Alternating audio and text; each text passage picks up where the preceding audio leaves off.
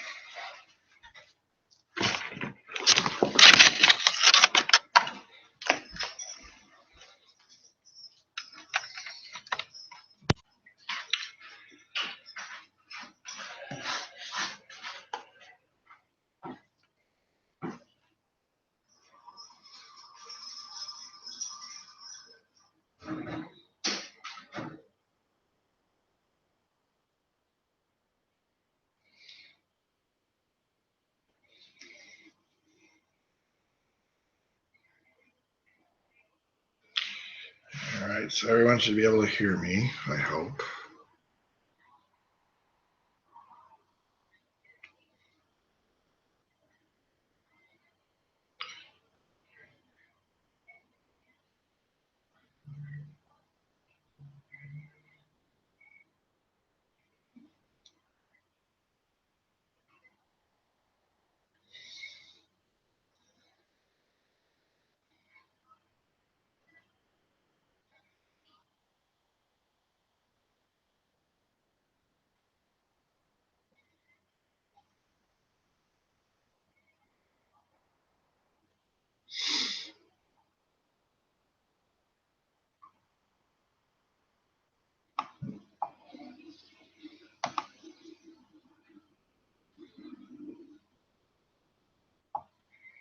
Can everybody hear me?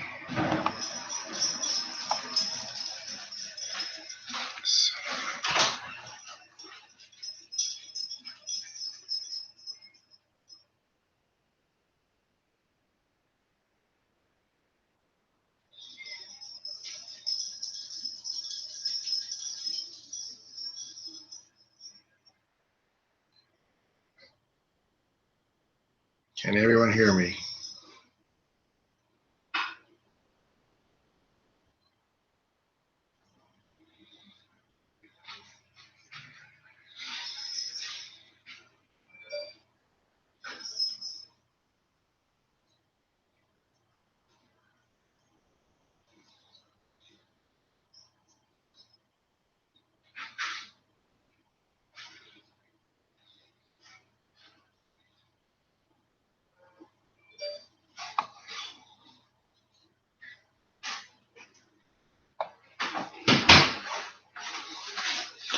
I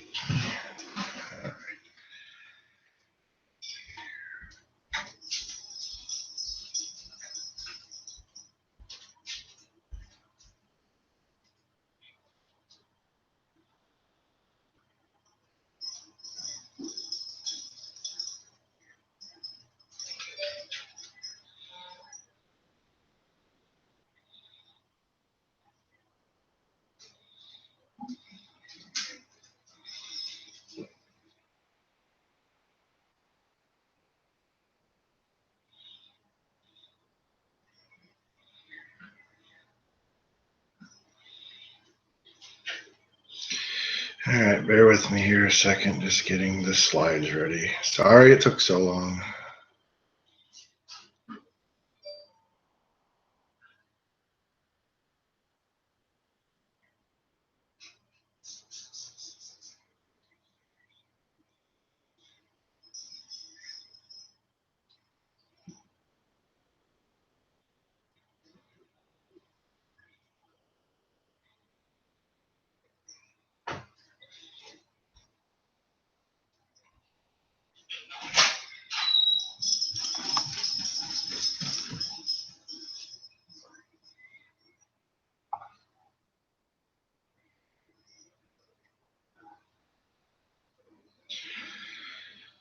Okay, so let's get started then.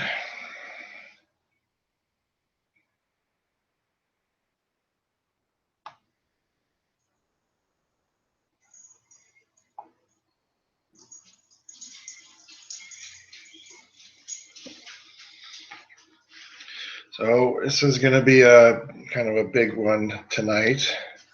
We're going to be going from the turn of the century all the way to the Great Depression.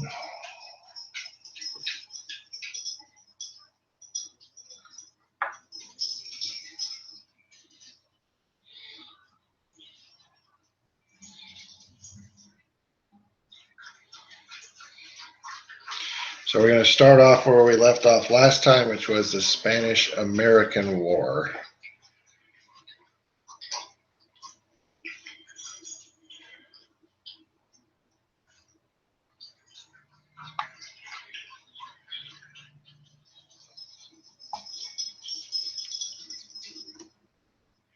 All right, so the question is, was the United States ready for war in 1898?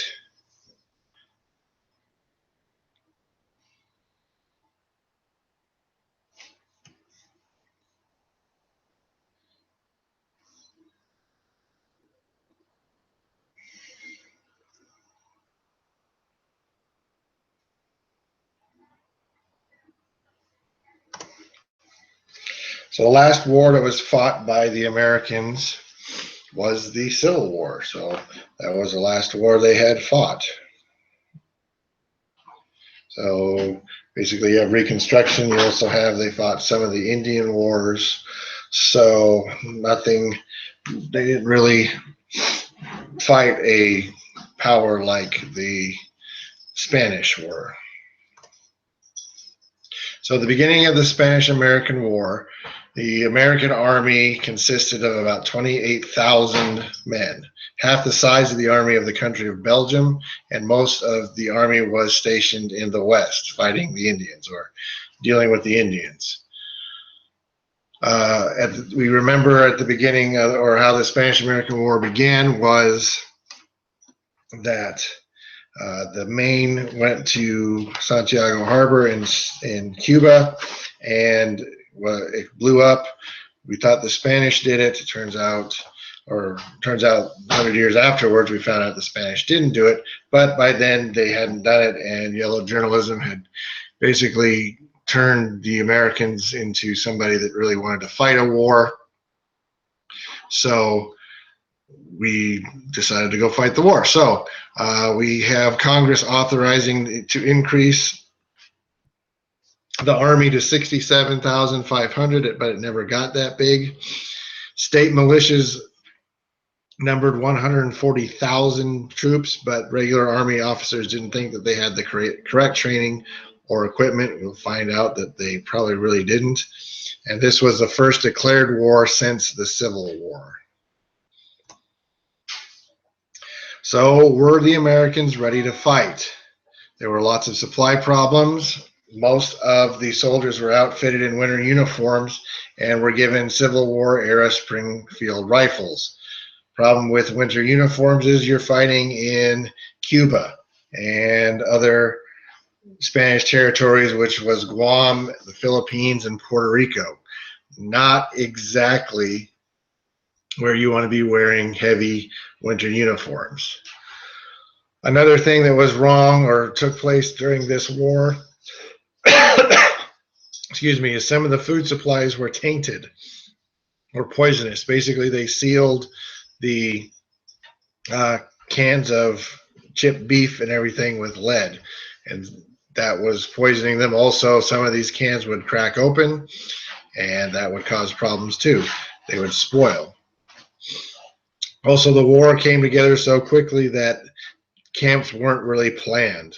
Usually you don't dig a latrine right next to where you live. So camps were thrown together. Diseases such as typhoid, which is transmitted by the ingestion of food or water contaminated by feces from an infected person, and dysentery. Dysentery is basically Montezuma's revenge. It can lead to liver infection. Abscesses also occur, and bleeding also may occur in the stool.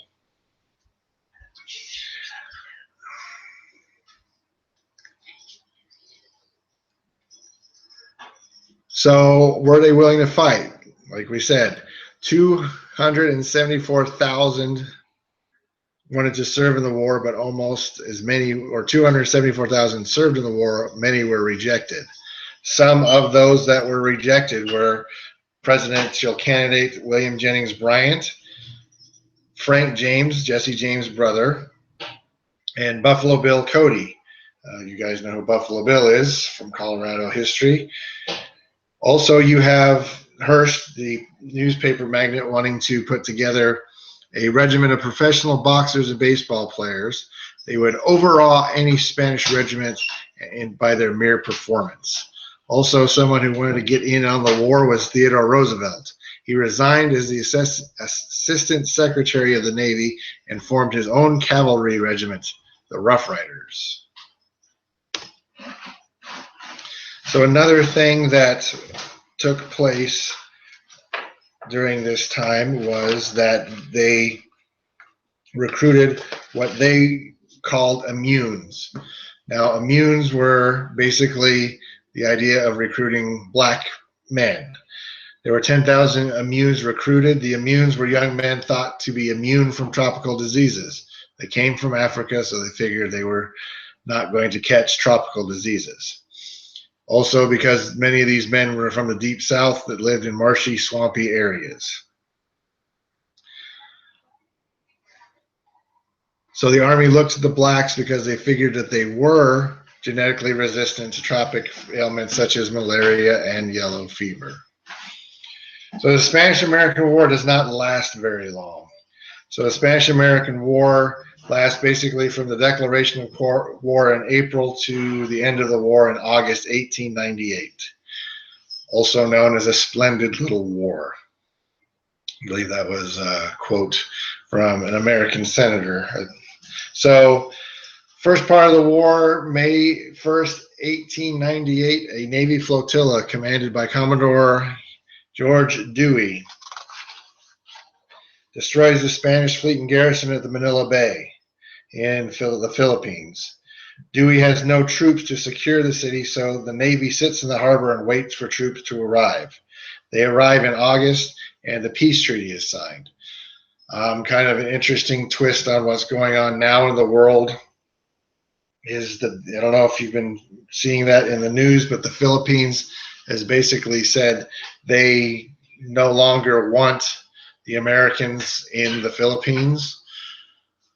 So a couple, like 100 years, 120 years, 110 years, 120, almost 120 years after taking the Philippines, the Filipinos are forcing or wanting to force the Americans out. Also in June 1898, despite lack of planning, 17,000 American troops land in Cuba. They had no way to get the horses off the boats, so they just threw them off the boats and they swam to shore. Didn't really think about how to get them off the boat, or get anything off the boat, so it was kind of willy-nilly getting them off the boats. But once they landed, they defeated a larger Spanish army. There's about 200,000 troops in Cuba. They defeat the Spanish army at the battles of El Caney and San Juan Hill. And here's a picture of Teddy and his Rough Riders at the top of San Juan Hill on July 1st, 1898. Teddy's Rough Riders were mostly men that Teddy created for the war. Most of them weren't military. They were cowboys from his ranch. They were show business failures, athletes, and upper-class friends. When they took the San Juan Hill, they had to get off their horses. They were called the Rough Riders, in fact, and had to fight on foot. They were able to take San Juan Hill, but they were not alone. In fact, if it wasn't for the 9th and 10th regiments, or as we also know them, the Buffalo Soldiers, they wouldn't have taken the hill without the Buffalo Soldiers' help. Did Roosevelt credit them? No. Roosevelt took all the credit for himself. So, taking a look at the losses of this Spanish-American War. The United States gets 332 killed, 1,641 wounded, 2,957 died of disease. Basically, we had about 3,289 men die in the war. Most of them from death and disease, as you can see that. Most of them from disease, death from disease. The Spanish losses vary from 55,000 to 60,000. 90% of them died from malaria, dysentery, and other diseases. The other 10 actually died from military action or the consequences of their injuries. So this basically starts the creation of the American Empire. Now, we aren't really aren't supposed to call it American Empire because we are a country that was built on revolution, but we were getting our cut of the pie while everyone was grabbing up territories. This was our territory grab. And you can see here the quote from Senator Albert Beveridge: God has not been preparing the English-speaking Teutonic peoples for 1,000 years for nothing but vain and idle self-contempt and self-admiration. He has made us master organizers of the world. We're going to talk about this a little bit, but this is what's going to be known as the white man's burden. So after the war is over, the United States gains territory. They gain Cuba, they gain the Philippines, and they gain Puerto Rico.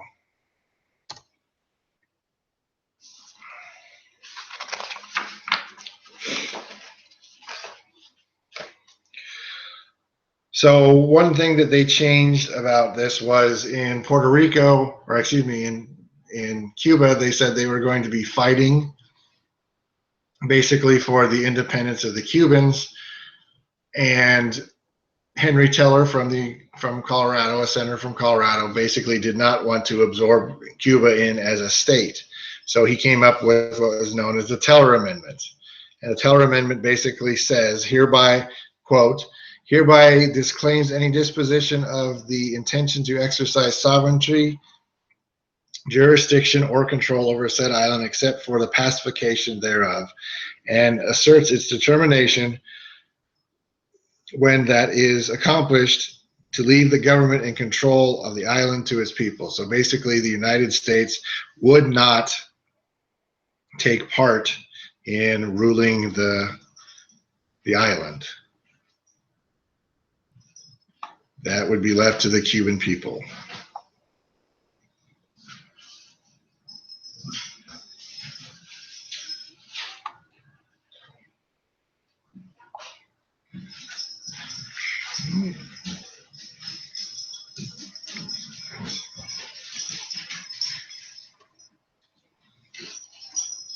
So not everyone was for an American empire. You have the anti-imperialists, who is George Frisbee Hoare, a radical Republican.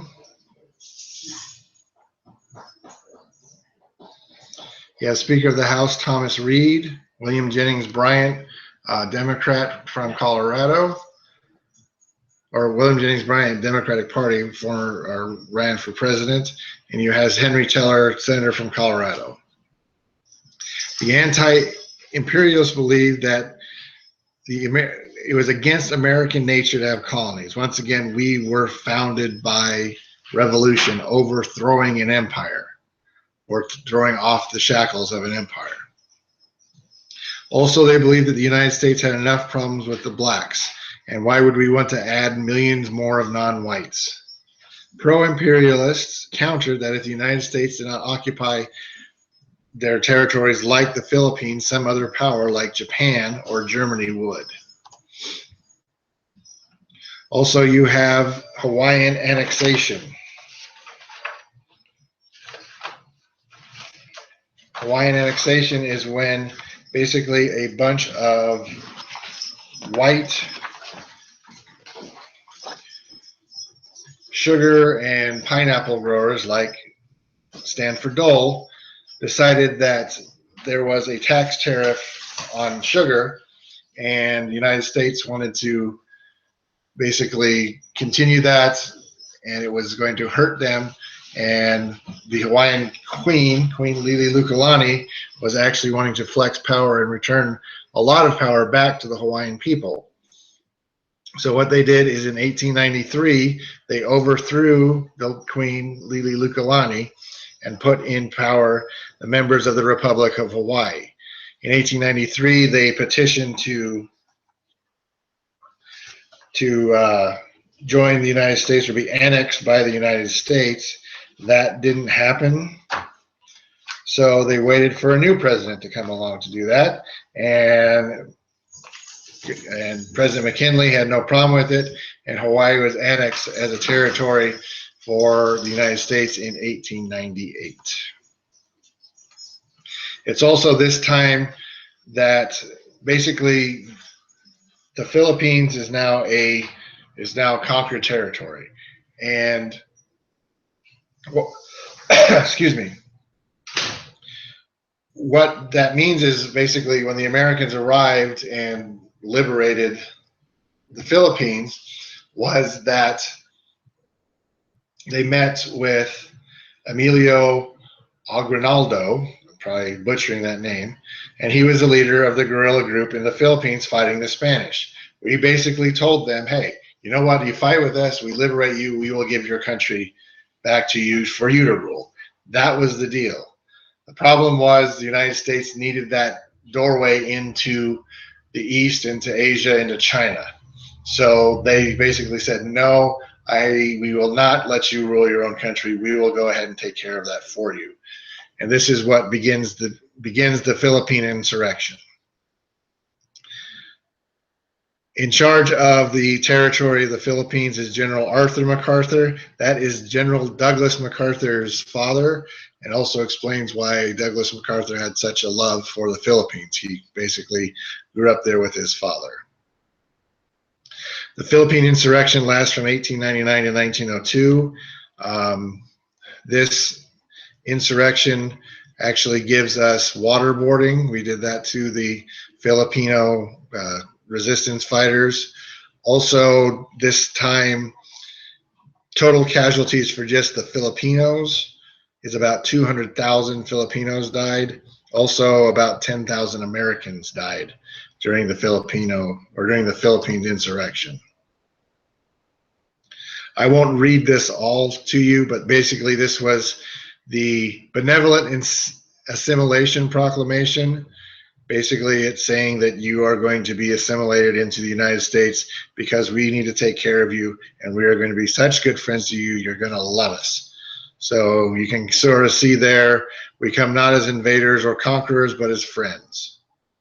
So the Filipino people who have been fighting the Spanish to be free since they got to Spain in the 16th century to now, when they are now fighting the Americans trying to be free, the insurrection is squashed and the Philippines becomes a territory of the United States.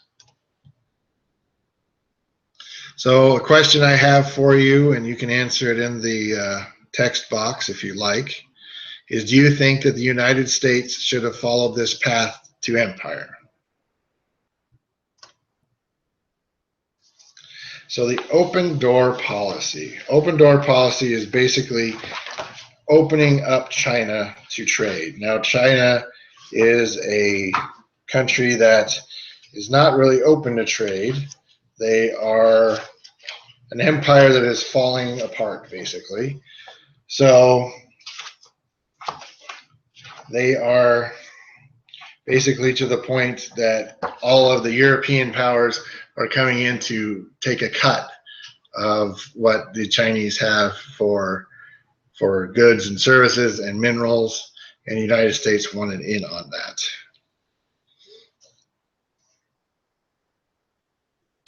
Ooh, that's not good. So let's see here.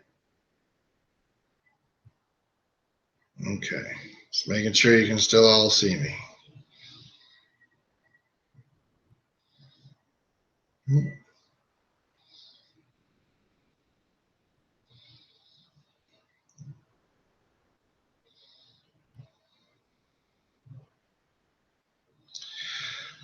So McKinley is elected in a landslide in 1900. He was running against William Jennings Bryan.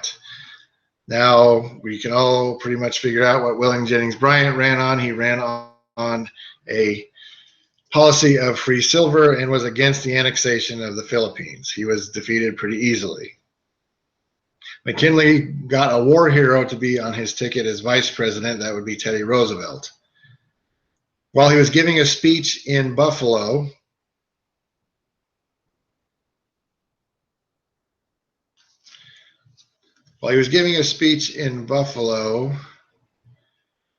he was shot twice by an anarchist.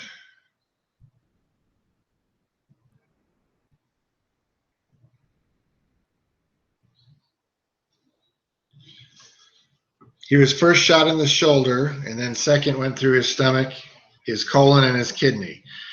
They tried to save him, but he died 8 days later. One of the things that didn't help was they were trying to use magnets to get it out, which was kind of interesting in use of technology.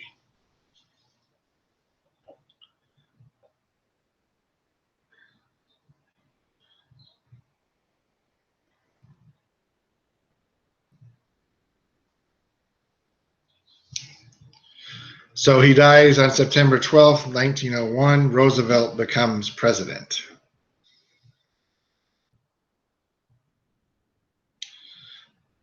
So Roosevelt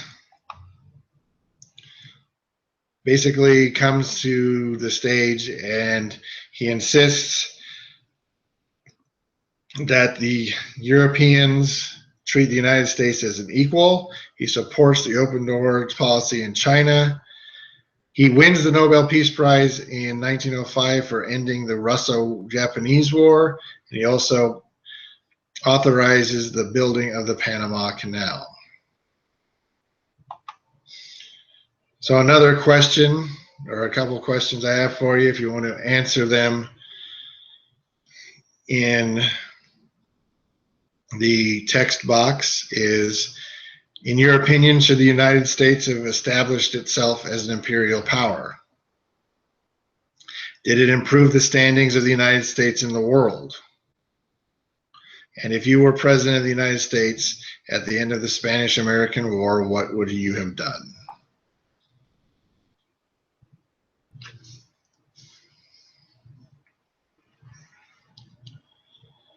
Okay. All you see is tabs. Yes, I see that too.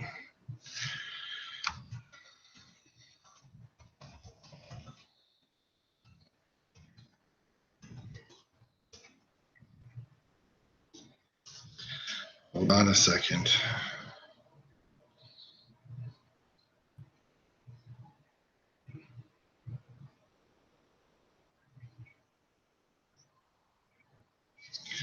All right, let's see. Yeah, tabs, interesting.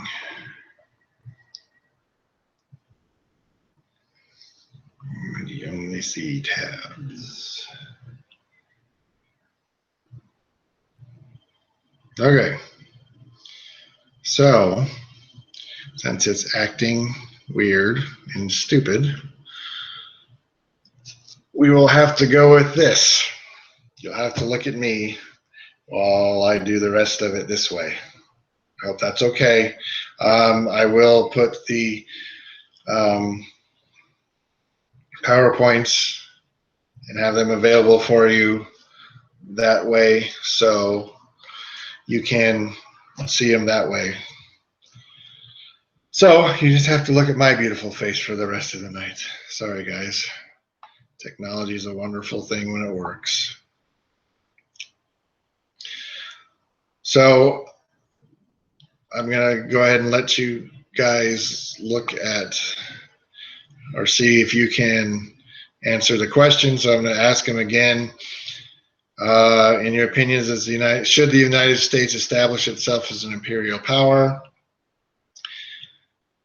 Did establishing itself as an imperial power improve its standings in the eyes of the world? And if you were president of the United States at the end of the Spanish-American War, what would you have done? All right, so I'm going to get the next bunch of stuff pulled up here. Give me a minute. Does anyone have any questions at this time?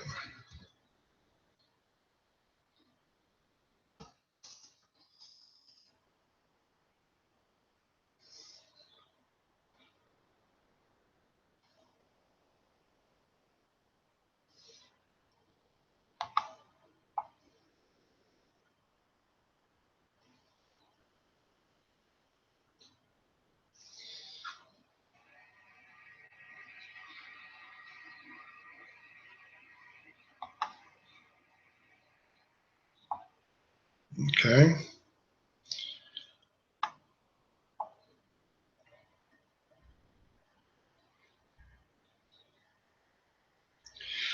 So now we're going to get started on the First World War. Now, the First World War basically, in my opinion, created the world that we live in now. What happened in that war, during the war, after the war, basically created the world we live in now, and also a lot of the problems that we're experiencing today. So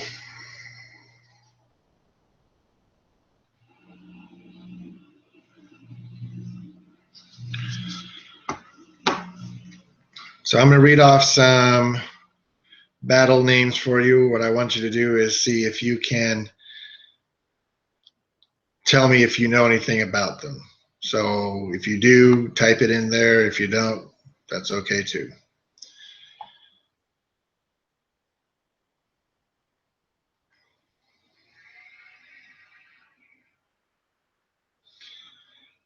So we have the Battle of Ypres, the First Battle of the Marne, the Battle of Verdun, the Battle of the Somme, the Battle of Bellewood, the Battle of Tannenberg, and the First Battle of the Marzian Lakes. Does any of those mean anything to you?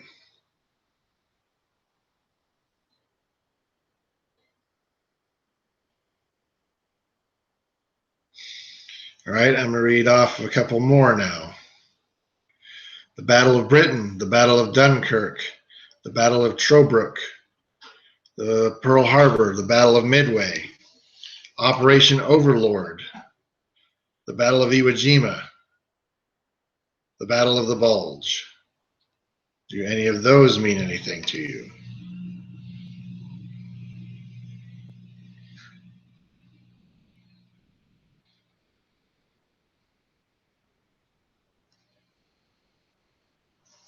So when we talk about those battles that I mentioned in the first section, the Battle of Ypres, the first Battle of the Marne, the Battle of Verdun, the Battle of the Somme, Battle of Bellewood, Battle of Tannenberg, First Battle of the Marzian Lakes. If you ask any British student or about the Somme, or any French student or German student about Verdun, you're going to get a very quick answer. The First World War impacted Europeans much more than it did to the Americans. The United States was involved in the First World War a very short time. The United States was never attacked, and at no single moment during the war did the Americans identify with the battle like the Battle of the Somme that they do as the British do. For the Americans, the Civil War falls somewhere between the Civil War and the Second World War. American people don't get the Battle of Bellewood and the Battle of the Somme like they understand Pearl Harbor and Gettysburg.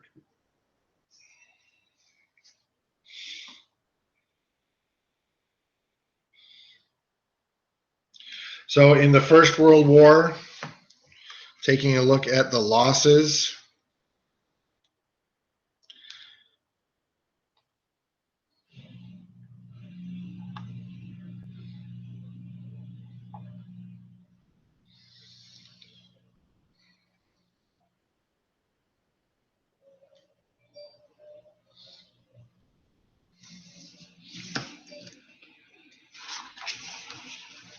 I know you aren't looking at it, so give me a second here real quick.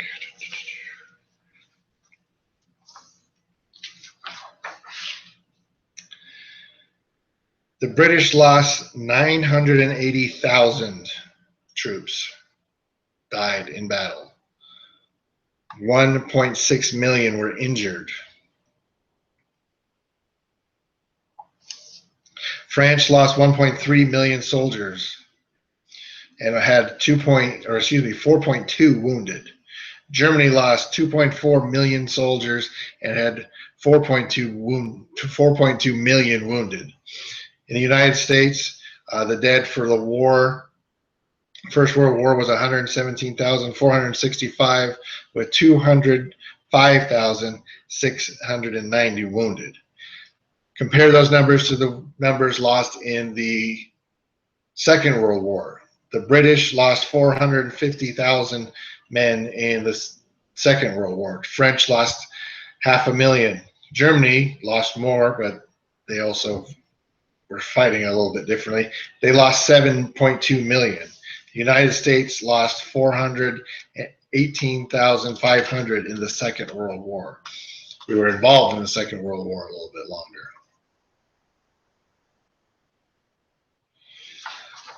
So if you Google Verdun, like Google Maps Verdun, you're going to see that, well, now, let's see, so Battle of the Somme was 1916. So 100 years now after the war, you can still see battle scars.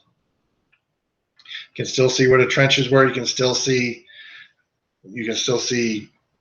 shells, craters from shells. In France, in northern France and Belgium, a lot of the farmers have to put a steel plate on their tractors because they are still running over unexploded shells. There are still teams in France that are working on digging up these shells and trying to get rid of them. So you're talking about sometimes in a day they would fire over 1 million shells. So there's still deaths caused by the First World War because of unexploded ordnance. in parts of France and Belgium. When you're driving around France and Belgium, you can find signs of a village, but it says "détruit," which means destroyed. They never rebuilt it, but they do want to mark it that it was there.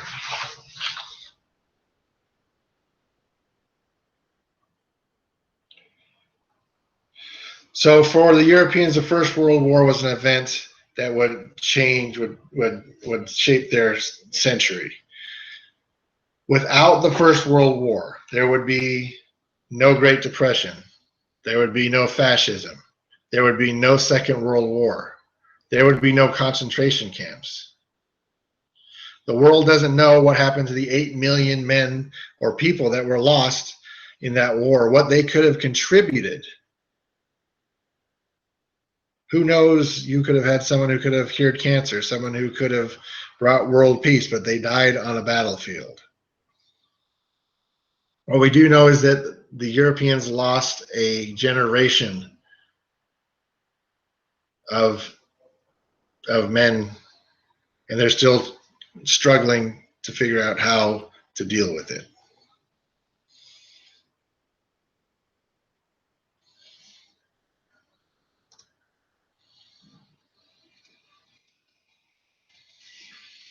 All right, give me a second here.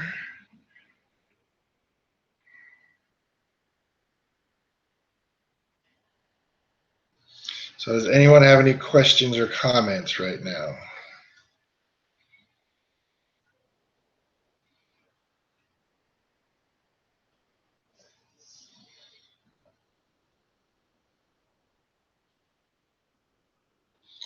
If you have a question or anything, just let me know. Be happy to check them out.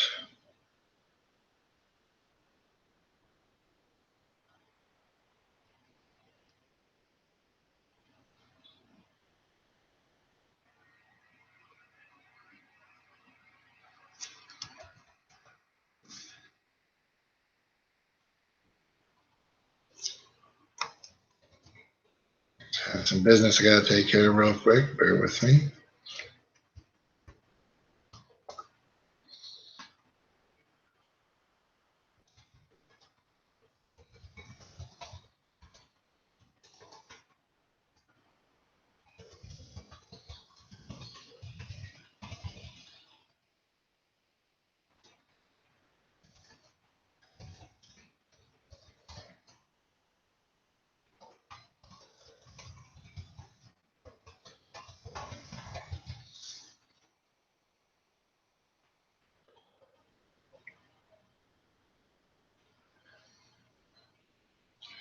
All right, give me a second. I'm getting my next bit up here. Bear with me. I'm sorry that they're not working. Like I said, they will be available tonight. I'll get them posted for you tonight so you can take a look at them.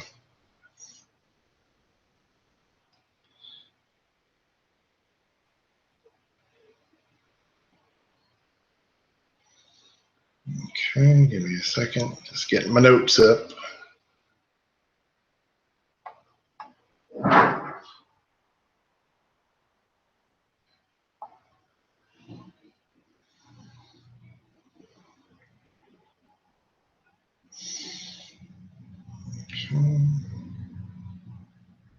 Okay, here we go into the First World War.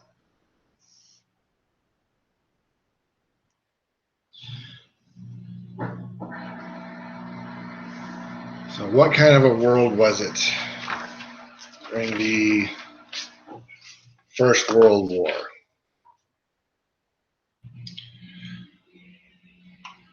So Europe from 1900 to turn of the century to 1914, the last major war fought by the Europeans was the Franco-Prussian War that ended in 1871.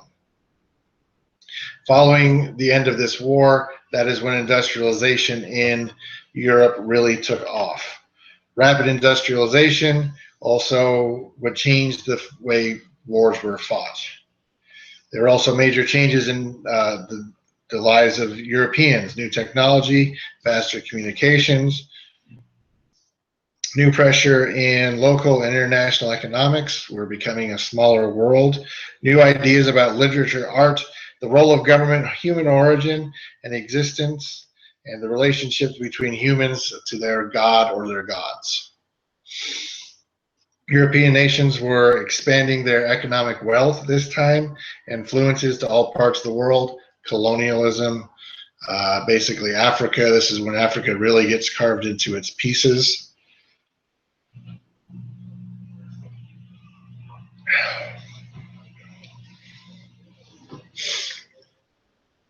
This is where there's a big land grab in Africa. They thought that this expansion would require them to increase their military strength. The bigger your empire, the bigger your military had to be.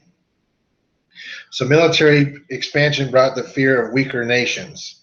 So at this time, the Royal Navy of the British was the largest and most powerful navy in the world. The Germans wanted a navy to rival it, so this is when the Germans, a fairly new nation that had only really been a country since 1888, basically started to work on building themselves a navy. Also, prior to this, people thought everything was going well. People were like, "Oh, look at this! Everything's well. We haven't had a war since 1871. Everyone's getting along. Why would they fight? Because they're going to lose money over it." So you think of basically the surface like water, and when you put water on the boil, it does look fine on the surface, but you can see bubbles bubbling up underneath.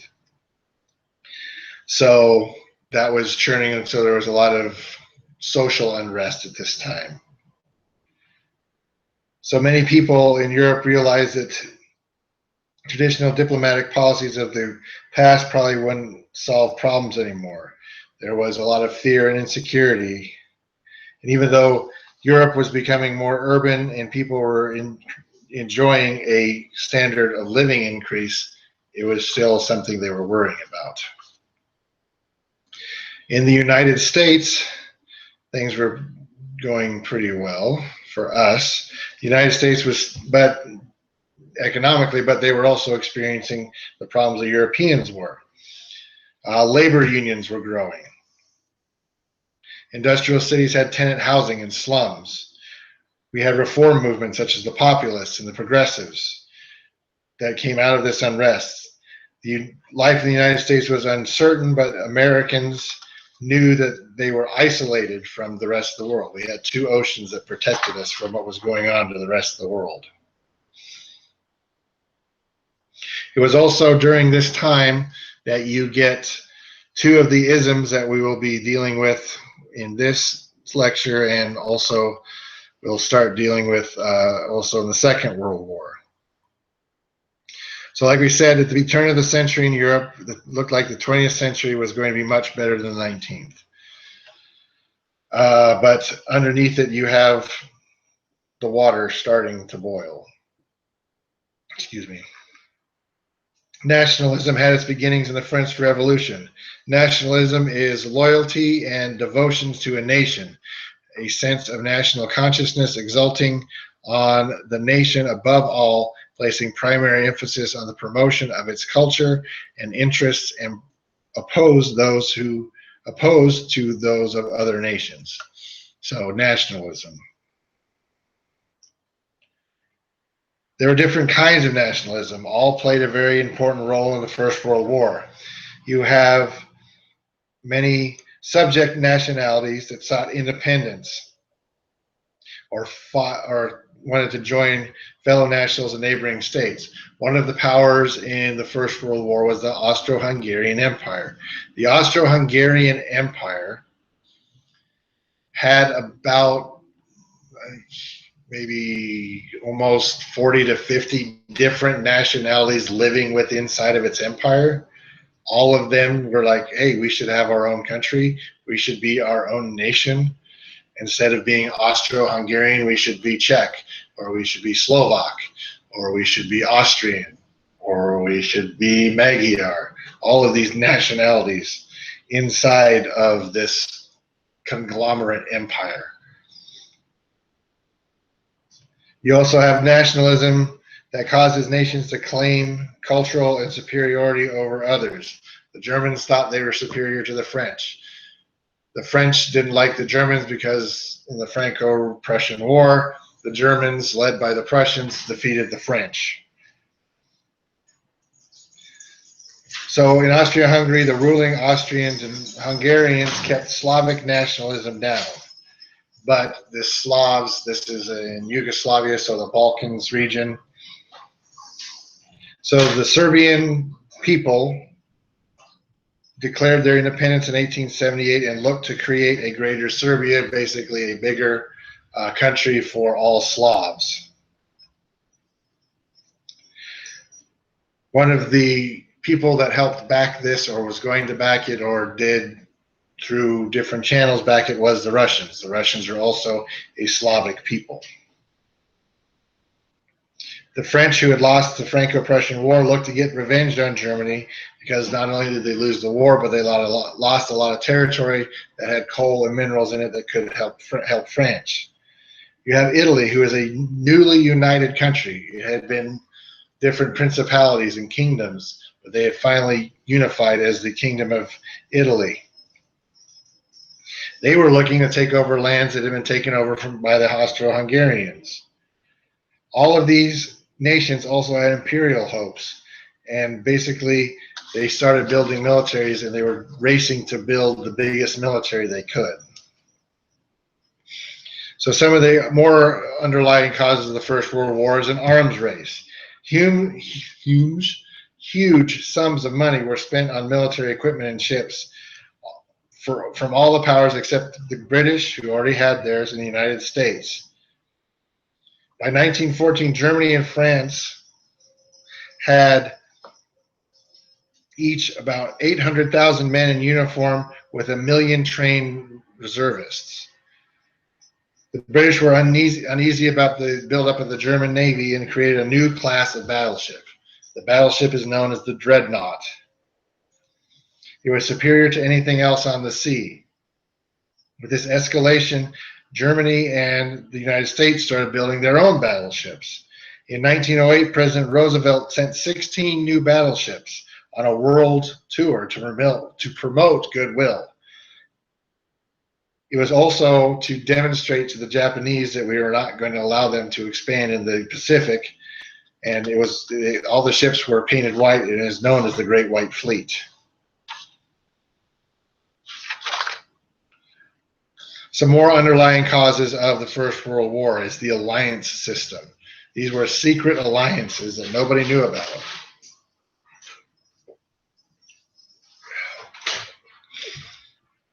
So European nations had hoped alliances would provide a margin of superiority to deter aggression. Basically, you become allied with these people. When someone attacks you, they help you, but you don't know that they're going to help you. But that'll help boost your military power because you have two militaries fighting against another one. So these alliances were made to prevent war, not to start a war. Germany forms alliances with Austria-Hungary to keep France weak. Austria-Hungary forms an alliance with the Germans in case their expansion into the Balkans, or re-expansion into the Balkans, and now the crumbling Ottoman Empire, Turkey, ran into trouble with the Russian Empire, was also expanding. You have the dual alliance. This was Germany and Germany and the Austro-Hungarians, that basically said if either one of them was attacked by Russia, they would help each other. But they would also use this alliance to help attack France. I don't understand why, but that was their thing. Italy jumped in on the alliance when France occupied Tunisia, and it slowed down the Italians' hope for empire, trying to reestablish the Roman Empire, I guess they were trying to do.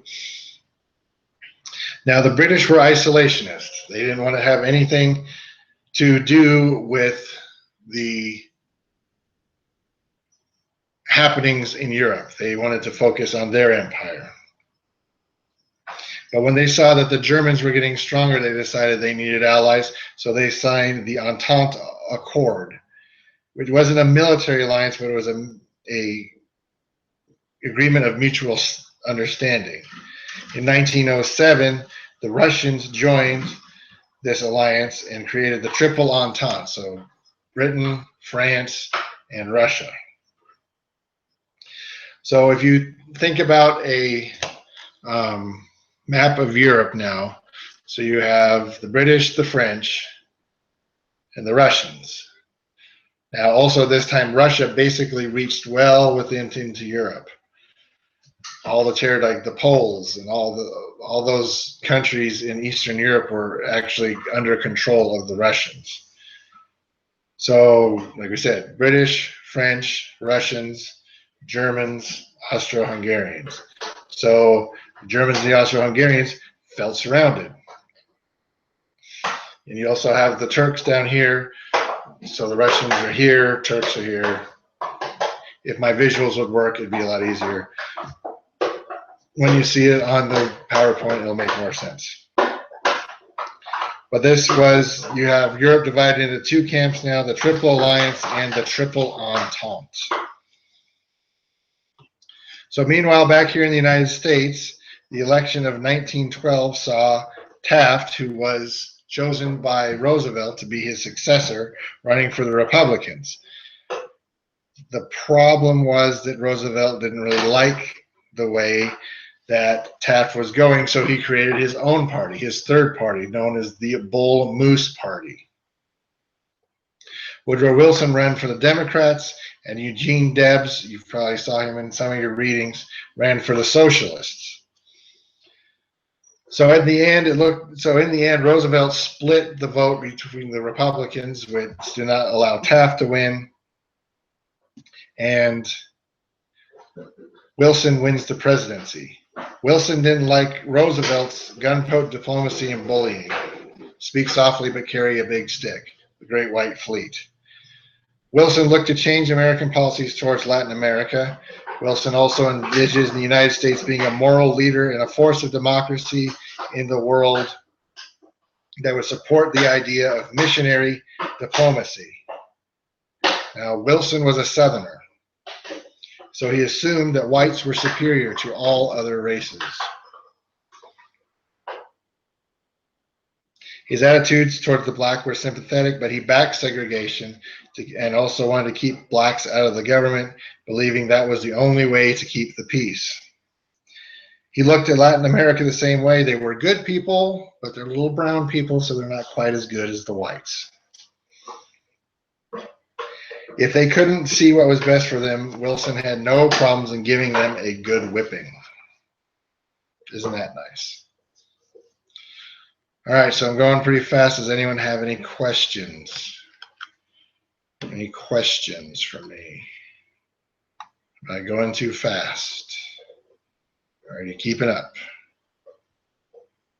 Doing okay. Let me know. I'm going to step away for just a second. I'm going to get some more drink for myself, and we will get right back to it.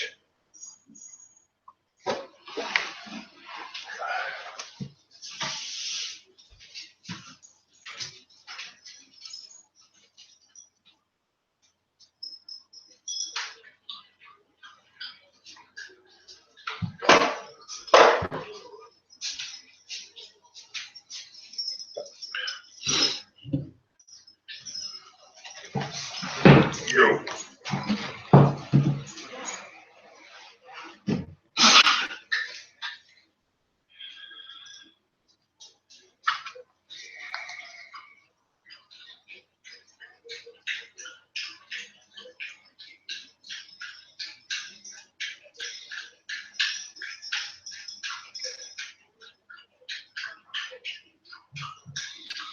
Give me a second.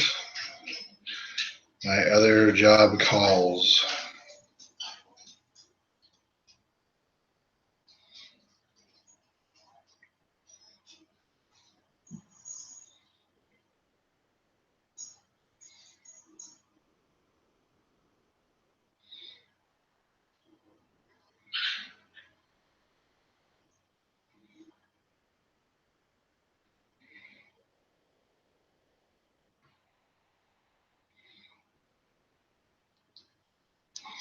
Okay, so back to what was going on before America entered the First World War.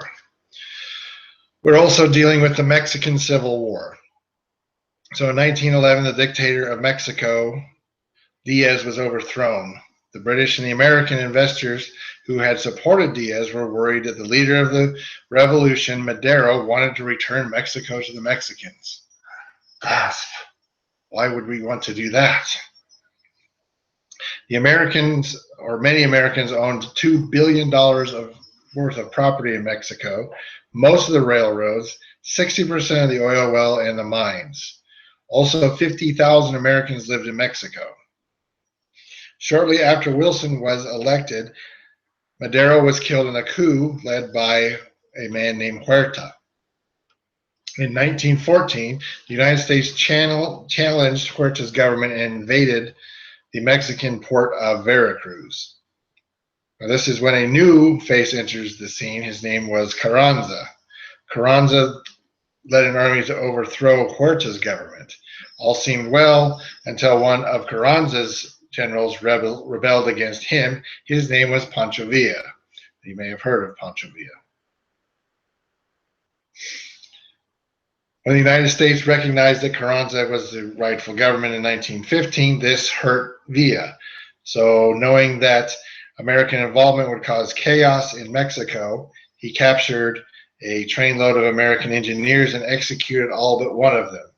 In 1916, Villa made raids into the United States, attacking Columbus, New Mexico, killing 17 people. Carranza wanted to get Villa, but Wilson wanted to beat him to the punch, so he sent in 6,000 troops, including the 10th Cavalry, the Buffalo Soldiers, to capture Villa.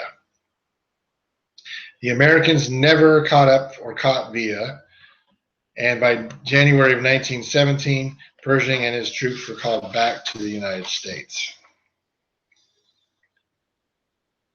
So on June 28th, 1914,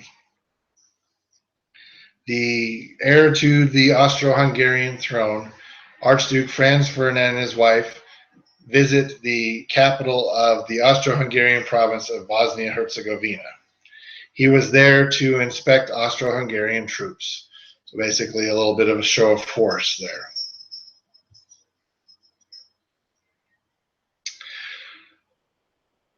So he was there. There was also another group there that was waiting for him to be there. This was the Black Hand. The Black Hand was a Serbian terrorist organization that wanted to basically get the Austro-Hungarians out of the Balkans. So they were going to assassinate him, and this gave the perfect time for that to happen. So the Serbians quickly trained 7 gentlemen to carry out this plan. So basically, the first terrorists had some grenades, and they were going to throw them at the car as it passed by. The problem is that the crowds were too big, so they couldn't do that. Another terrorist threw the grenade into the car, but and this story is so insanely weird and just strange, it's funny. Threw the hand grenade into the car. One of the Archduke's men saw it, grabbed it, threw it out, and it exploded in the car behind them. So they quickly got off the road and went to the hospital with these men. So the Archduke said, okay, I want to go check on my men at the hospital. And then we'll go to City Hall and have our meeting with the mayor of Sarajevo. Visits the hospital, gets back in the car. The driver, not familiar with Sarajevo, drives down the wrong road. The man who eventually assassinates Archduke Franz Ferdinand and his wife, his name was Gabriel Princip. He was waiting. He saw the Archduke and his wife drive by, and he had the gun ready, but he couldn't do it because he looked at them. So he's like, "Oh, screw it, I'm gonna go get something to eat." So he goes to a restaurant, gets something to eat. He's figured he failed. All of a sudden, here comes the Archduke's car. Now, by this time, the Archduke's driver realizes he's going the wrong way. Cars weren't that easy to put in reverse back then, so there was a lot of gear shifting and moving stuff around. So while they were doing that, Princip sees his opportunity. He sees the Archduke and his wife basically sitting there waiting for the car to get put in reverse. He fires 2 shots. He hits Sophie in the stomach and she dies almost instantly. The second hits the Archduke in the neck and he dies a short time later.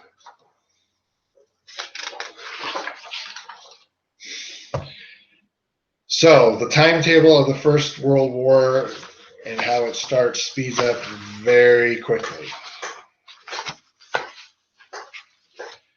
So, June 28th, the assassination of Archduke Franz Ferdinand in Sarajevo. Also, a month later, Austria-Hungary declares war on Serbia. The Serbians backed the assassins, so we're going to go after Serbia. Gives them a reason to invade and take care of Serbia, thus expanding the empire. The Serbs, who are little brothers with the Russians, the way to call it, Slavic brothers,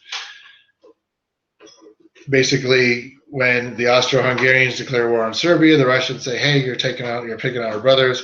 July 30th, the Russians mobilize for war against Austria-Hungary. August 1st, the Germans declare war on Russia. Basically, the Austro-Hungarians say, "Okay, we're exercising our alliance. The Russians are attacking us. You have to help us against the Russians." So that also invokes the clause that the Germans have in there, and that is that the Germans are going to war with France. So we're going to war with France on August 3rd. They declare war on France. France has nothing to do with this, by the way.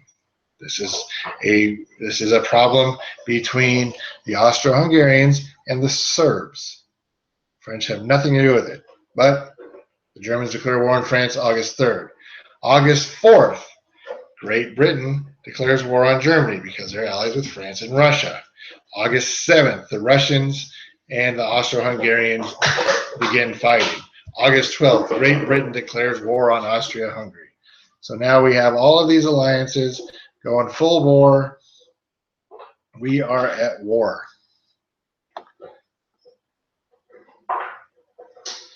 So a question I have for you guys is this: why might people, both in the general population and the people in leadership of these powerful nations, why would they have wanted war?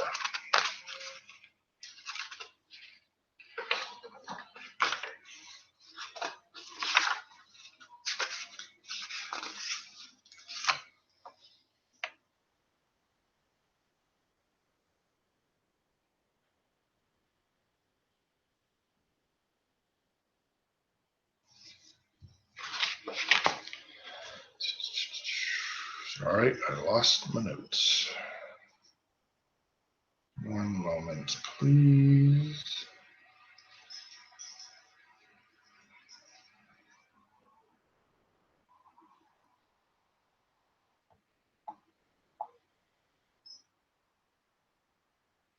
Does anyone have any questions while I get caught up here?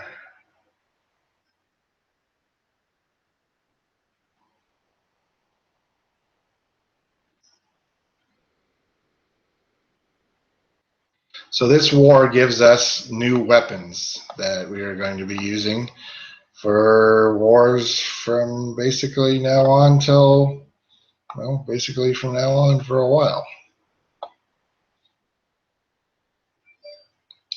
So some of these new weapons that are being used is the machine gun, the hand grenade, the submarine. The submarine basically is perfected in this First World War. The dirigible, that's also known as a blimp, but it's not the blimps like the Goodyear blimp. We're talking about some basically as big as a boat, like an aircraft, World War II aircraft carrier back then. The tank is invented this time. Airplanes, we have been flying for 13 years. This is when we start using airplanes as weapons of war. They changed from a weapon of war basically to scout to actually fighting in the air. The long-range rifle, 75-mile artillery that could shoot 75 miles. That's beyond the curve of the earth. That's how far it could shoot. So basically, you could fire at line 75 miles away and not worry about it. The flamethrower, all new weapons for this new war.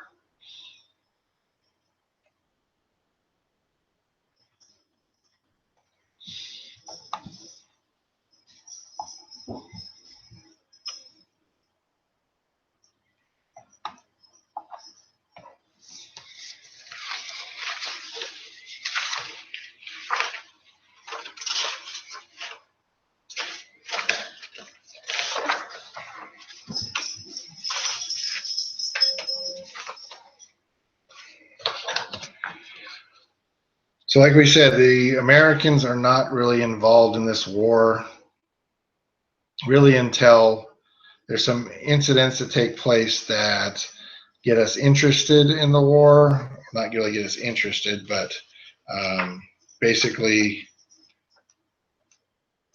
pull us into the war. So you have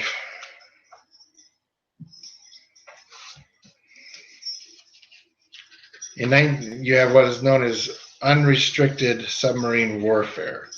Now, unrestricted submarine warfare is basically that any ship is available to be attacked.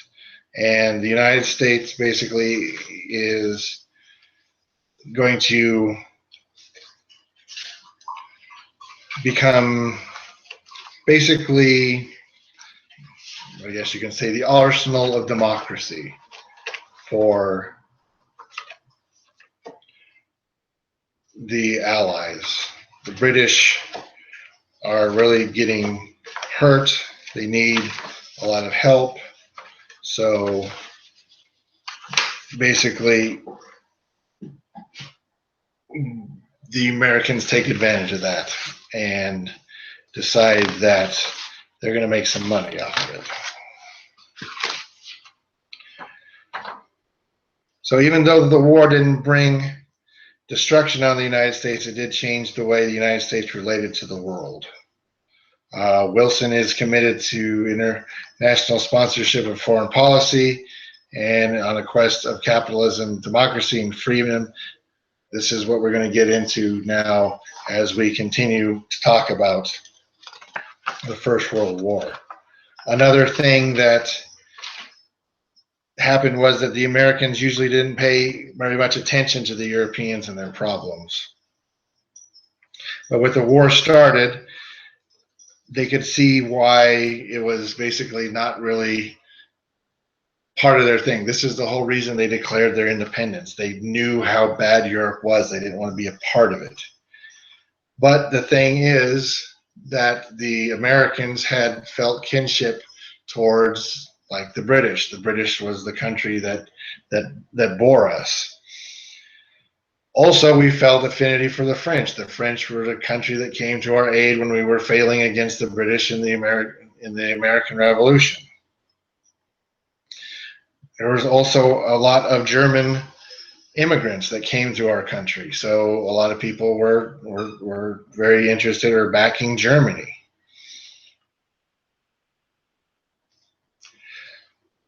So you also have the Irish who were backing the Germans. The Irish didn't like the British because they were occupying Ireland. So basically, we started shipping war goods over to Britain to help keep them fighting in the war. The Germans didn't like it, so that's when they launched unrestricted submarine warfare. Now, the first parts of the war don't go very would go very well for the Germans. They're able to use what is called the Schlieffen Plan and sweep into France. But eventually they pull within about 70 miles of Paris, but it bogs down. And this is where you get the line set up, and the Germans and the Allies basically grind to a halt on the Western Front. And you have trenches that stretch all the way from Switzerland all the way to the North Sea.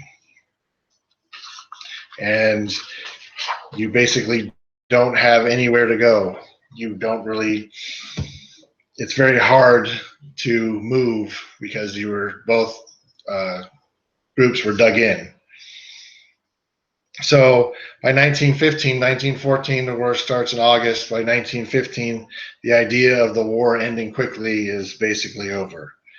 You have people dug in that now have the 75-mile shell or guns, machine guns, airplanes, long-range rifles. They basically create the trench system. Now, the trench system is basically, they're about 8 to 10 feet deep and about 6 to 10 feet wide.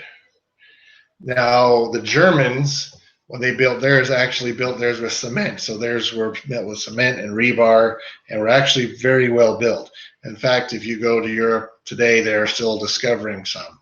In fact, I think it was a couple of weeks ago they discovered a German bunker or a trench system that still had troops in it after it got hit by a shell. The British and the Allies dug their trenches, but they did not put as much effort into it, so you had a lot of problems with it. Water was a problem because the water table was so low.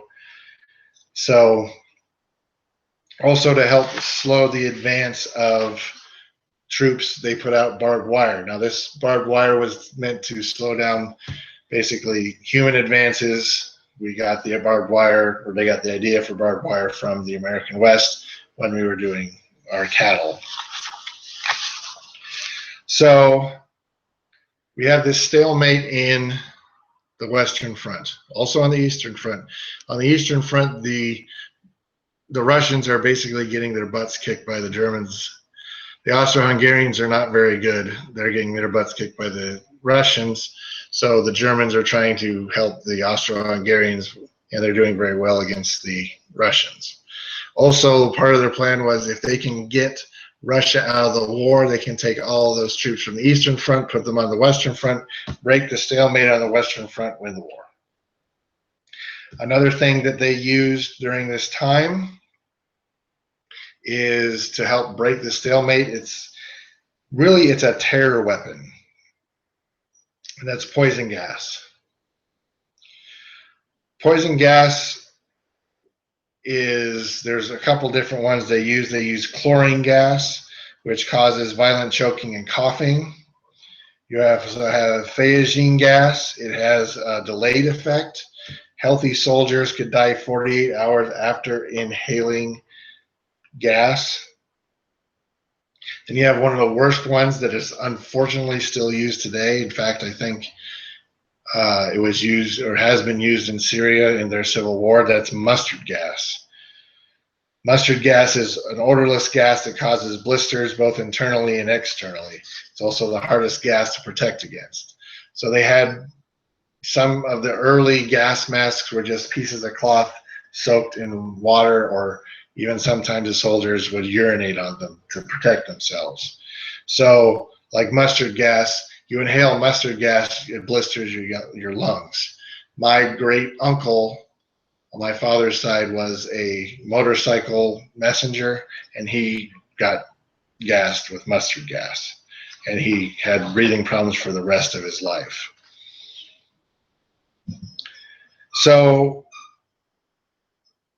a question for you is gas an effective weapon in war?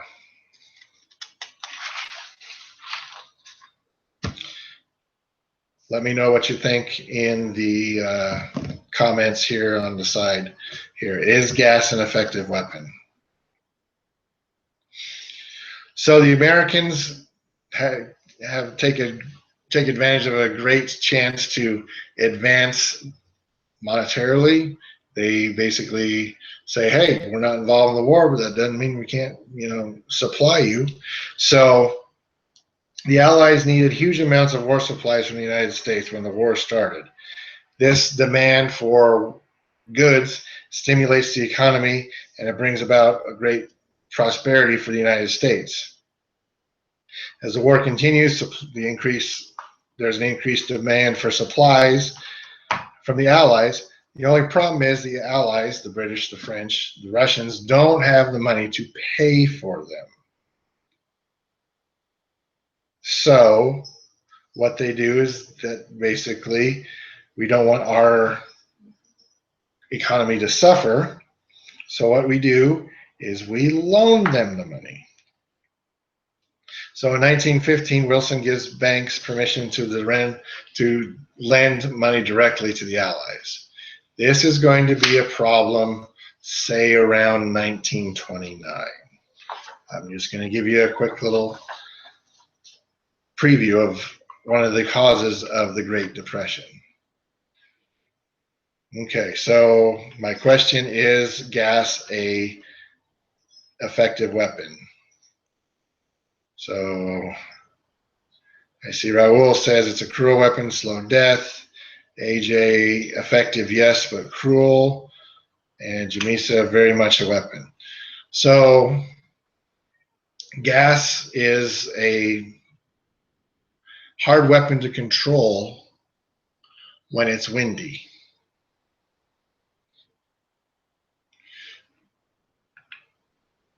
Why is gas hard to control when it's windy?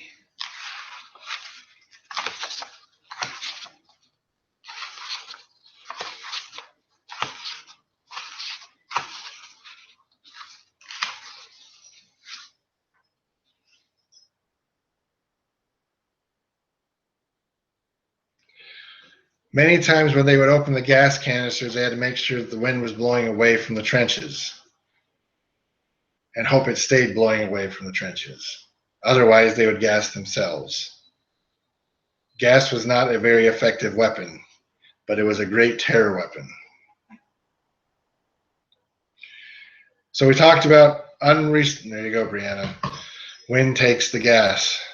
So moving on, we talked about unrestricted submarine warfare.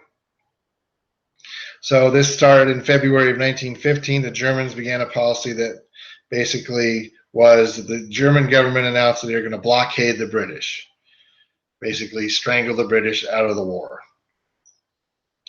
Basically, they said any vessel entering this exclusion zone, the zone where the blockade was an enemy combatant and was available to be sunk by the Germans.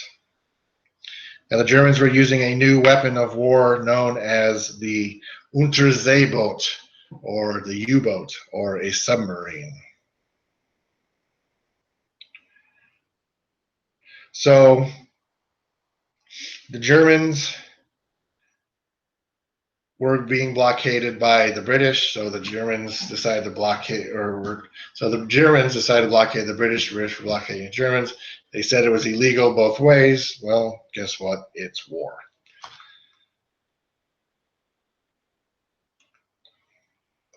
So the British mine the German ports and they stopped neutral ships. They were violating international law, so the Germans felt that they were justified in sinking British or ships entering their exclusion zone. So during this time, we were just losing a lot of shipping. President Wilson sends a note to the Germans saying they would be accountable for any loss of American lives or ships. May 7th, 1915, the Lusitania is torpedoed by a U-boat and sinks in 18 minutes. The Titanic that sank in 1912 took 2 hours to sink. So it went down very quickly. 1,200 lives were lost, including 120 Americans. Wilson is upset by the sinking and sends another note to the Germans, a note condemning them for their actions. The Germans respond by saying they're sorry for the great loss of life, but the sinking of the Lusitania was justified because it was carrying munitions to Great Britain. They have found the Lusitania. They have looked inside of its hull, and indeed it was carrying munitions from the United States to Germany. So it was a target, but this is what helps bring the Americans in the war. Not just this, there's other things, but this killing of 128 Americans helps with that. So in response to American protests and fear that continued submarine warfare would bring the United States into the war, the Germans basically secretly ordered their U-boats not to sink passenger liners anymore. They did this in secret so it would not look weak that they did this. So they basically said, "Oh, we're not going to do it, but just don't tell anybody because we don't want to look, wimpy about it." So after Lusitania, Wilson decides he's going to start planning for war. Not going to full bore war, but just get ready. So he asks Congress to beef up the Army and expand the Navy. Now, at this time, once again, the United States isn't ready for war. Wilson's rival, who is Teddy Roosevelt, pointed out that the United States had the 17th largest army in the world, and that trucks had only been recently introduced to the Army. And at that time, the United States only had 2 days worth of ammunition to fight, and the cannons that they had were obsolete. So this is also during a time of re-election for Wilson. But the war in Europe is impacting American politics. Both campaigns, Republican and Democrat, are divided over the idea of war. Many Democrats are upset with Wilson that he's trying to be prepared for war. Republicans were also divided over it. Republicans from the East Coast wanted to increase spending on the military, while the Republicans from the West opposed it. The Republicans nominated a justice from the Supreme Court, Charles Hughes, to run for president, and his platform was continued U.S. neutrality and condemning Wilson's policies in handling relations with Mexico and Germany. Wilson won the Democratic nomination, and he ran on a platform of neutrality and preparedness. During the campaign, Hughes attacked Wilson for not standing up to Germany on submarine warfare. Wilson used the campaign slogan, "He kept us out of the war." On election night 1916, Hughes had an impressive lead over Wilson, but once the South and the West came in, Wilson got the votes he needed and won the second term as president. So after getting reelected, Wilson looks for a way to start negotiating a peace between the Allies and the Central Powers, the Germans, the Austro-Hungarians, and the Ottomans. So basically trying to get them to the table. The British, who had been losing troops left and right, along with the Germans, were open to it, but the Germans were not, so that didn't work. In 1917, Wilson goes to the Senate to spell out the position of the United States on the war and outline a peace settlement. In his speech, Wilson came up with the idea of the League of Nations, an organization of nations that would promote peace. But he also warned that permanent peace could only be achieved through peace without victory. Basically saying where the Allies, basically saying that you would give everything back that you were fighting so hard for. That didn't go over well with the Allies or the Central Powers. But the American people welcomed it, and they saw Wilson becoming this world leader. By 1917, the Germans had given up any hope of a negotiated settlement and restarted unrestricted submarine warfare, basically going after passenger liners. When they did that, Wilson cut off relations with Germany. But Germany still hoped Wilson hoped that Germany would not sink American vessels heading to American or Allied ports. He rejected the idea of arming these American ships. So in February of 1917, there is a telegram sent from the Foreign Secretary, Arthur Zimmermann, to the German Prime Minister and the German Minister in Mexico. And the telegram was intercepted by the British because they had tapped the telegraph lines. And basically what the telegram suggested was that Germany and Mexico create an alliance, and that when Germany would go to war with the United States, Mexico would go to war with the United States. The idea was that for backing the Mexicans, Germany would help Mexico repossess Texas, New Mexico, and Arizona. And it also suggested that Mexico form an alliance with Japan against the United States. So basically, Germany would back Mexico, help them retake the Southwest United States, and that would draw troops away from Europe. That would help the Germans win the war. The Zimmermann telegram. So once again, we have unrestricted submarine warfare doesn't bring the United States into the war. The Zimmermann telegram, the sinking of the Lusitania doesn't bring the United States into the First World War. The Zimmermann telegram doesn't bring the United States into the war. March of 17, Wilson agrees to arm American merchant ships. The Zimmermann telegram is made public. The American people are very angry. Also in March of 1917, 3 American merchant ships are sunk by German U-boats. And by April 2nd, 1917, Wilson goes to Congress and asks for a declaration of war against Germany.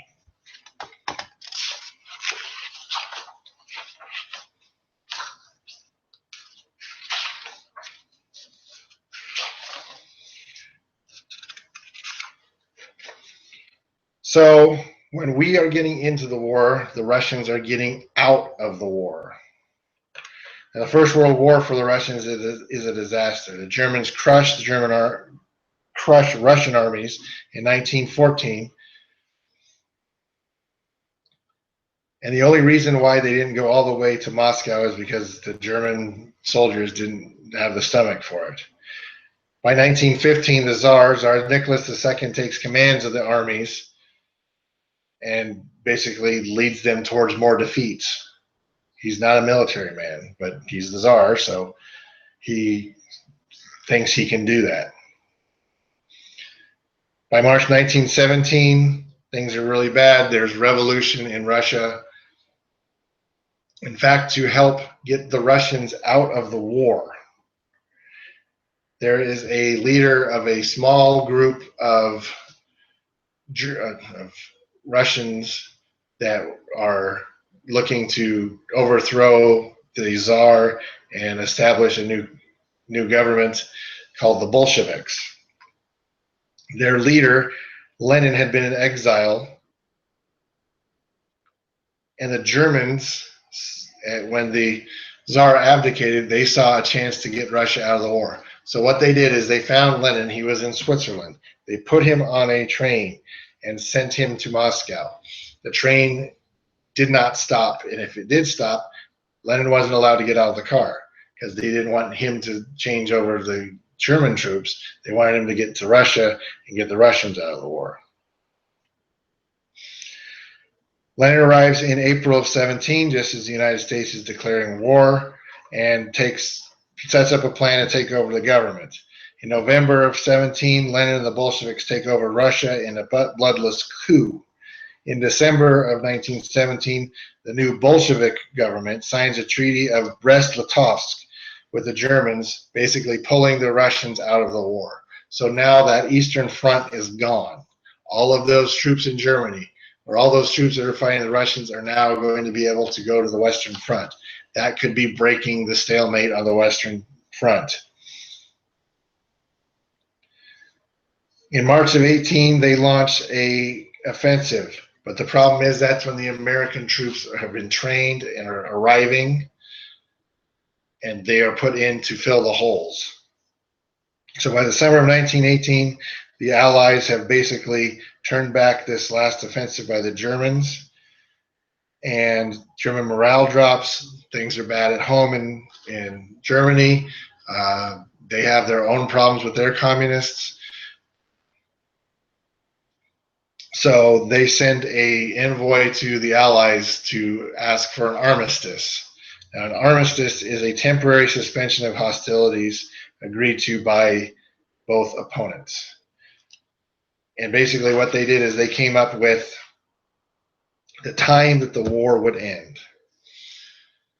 So they said that they would stop shooting on November 11th at 11 a.m. This was negotiated in the wee morning hours of November 11th. So it is sent out to the troops, all commands, that the shooting is going to stop on November 11th at 11 a.m. This is where you get some insanity about war. So you have a lot of generals wanting that last bit of glory before the war is over.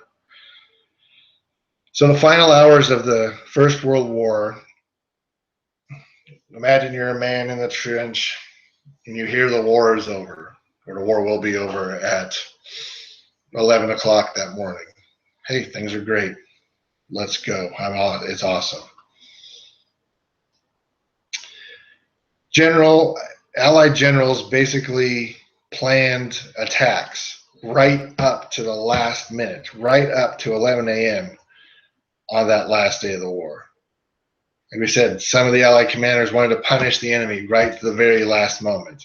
Others wanted that last shot of glory, claiming that last piece of territory for the Allies. 11,000 men died in those final hours of World War I. More people died on the last day of the First World War than died at the landings at Normandy on D-Day. So I'm going to give you some names of some people. Just think of them as people that had hopes and dreams and were probably sitting in their trench thinking that they had survived this long and they were going to get to go home. George Edwin was the last British soldier killed. He was killed at 9:30 a.m. on November 11th. Augustin Treschbahn was the last French soldier killed at 10:45. He was walking through the trench telling people that there was going to be soup in the rear. He was shot by a sniper. George Lawrence Price was the last British Commonwealth soldier killed at 10:58 a.m. The last American soldier that was killed in the First World War was named Henry Gunther. He was killed in a leaving his trench in a charging the German trenches, was shot in the head. As the guns basically quieted, he was shot and killed. He died at 10:59 a.m. on November 11th, 1918.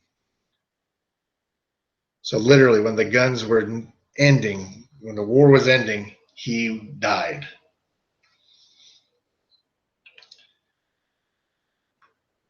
There's a story about a South African regiment that was across the trench from a German regiment, and basically for almost 4 years. Once they had got dug in, they were dug in back and forth, but nothing ever was ever resolved. The war ends, 11 a.m. These guys have been pinned down for 4 years by this German machine gun nest. The story is that the German machine gun crew stood up, took off their helmets, bowed, put their helmets back on, turned around, and walked away. That's the end of the First World War. First World War ends in the armistice. What do you guys think about that? It just shows the insanity of war.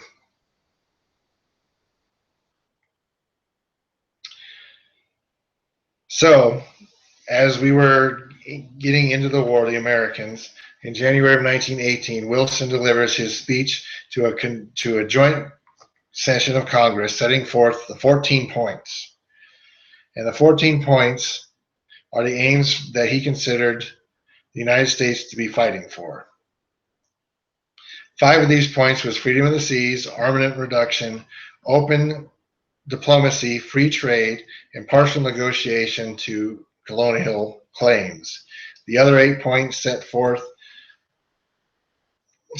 recommendations for institutions of new national boundaries. These countries that had nationalities now would become nations. New national boundaries within the defeated Ottoman and Austro-Hungarian empires. And the last point was to create a Union of Nations, or the League of Nations, that would mediate future disputes and protect countries' political independence and territorial integrity. And this is what he takes to Paris when he goes to Paris to help establish the peace. This is when the peace negotiations take place at the Palace of Versailles in December of 1918. So Wilson is going to Versailles trying to make sure that there's not a punitive peace, basically saying to the Austro-Hungarians and the Germans, you caused this, you got to pay for it. He knew that if that happened, it wasn't going to basically end the war, it was going to pause the war. That they would become so angry with each other, they would go after each other again. So in December of 1918, the combatants meet in Paris. Wilson, Clemenceau for France, David Lloyd George for Great Britain, and Orlando for Italy. Italy joins the Allies when they see that this is a great opportunity to get pieces of Austria-Hungary without actually having to fight anymore for them. So on June 28th, 1919, ironic, on June 28th, 1919, the same day that Franz Ferdinand was assassinated 5 years earlier. Despite German objections, the Treaty of Versailles would destroy their economy. All sides signed the Treaty of Versailles. This is what the Treaty of Versailles said: that Germany would accept full responsibility for the war. They started it, even though it was started by Austria-Hungary and Serbia. They would pay $33 billion in reparations, or basically the entire cost of the war. They would accept a foreign troop presence for 15 years. They would cede some territory, and they would abandon all of their colonies overseas. The treaty also divided the Ottoman Empire and the Near and Middle East between the British and the French, and it helped establish Wilson's League of Nations. So if you look at what is going on in the world today, so let's take a look at the Mid East and the Middle East, or Near East and Middle East. Okay. Syria was a French protectorate colony. There was a proclamation called the Balfour Proclamation, basically establishing the state of Israel for the Jews. You also have Saudi Arabia.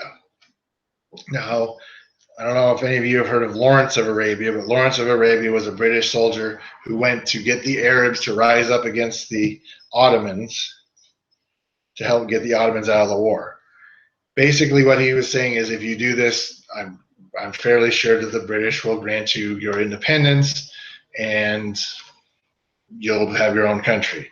The problem is, they go to Versailles and go, okay, so this Lawrence guy said that you were going to let us, take care of ourselves and create our own nation. The problem is, in Saudi Arabia, they discovered this stuff underneath the ground that was black and sticky, and burns much cleaner than coal in their ships, and it's called oil. So you little people that live in the desert that are brown really don't know what oil is, so don't worry. We're white. We'll take care of that for you. And thus, Saudi Arabia, and they basically put what is known as the House of Saud, Saudi Arabia, in charge of governing Saudi Arabia, and that house still does it today.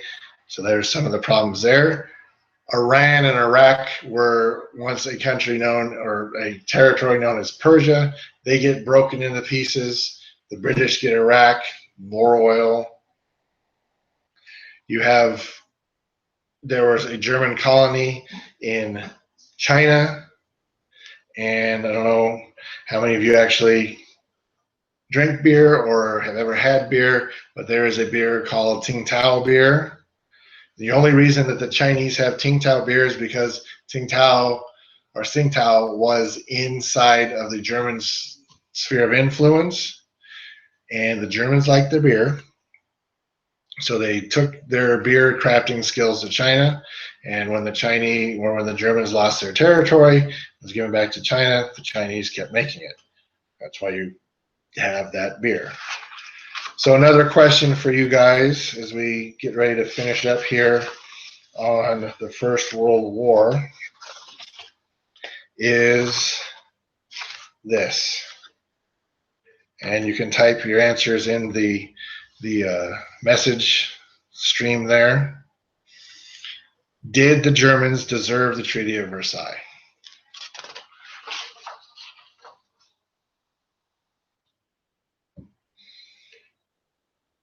So, the war is over, the treaty's signed.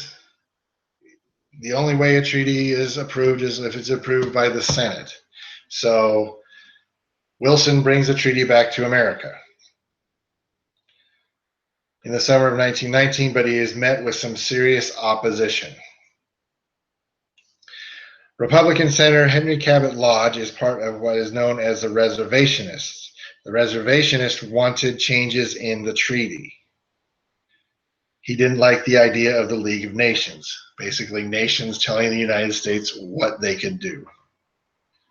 You also have another group of senators called the Irreconcilables, who objected to the membership in the League of Nations.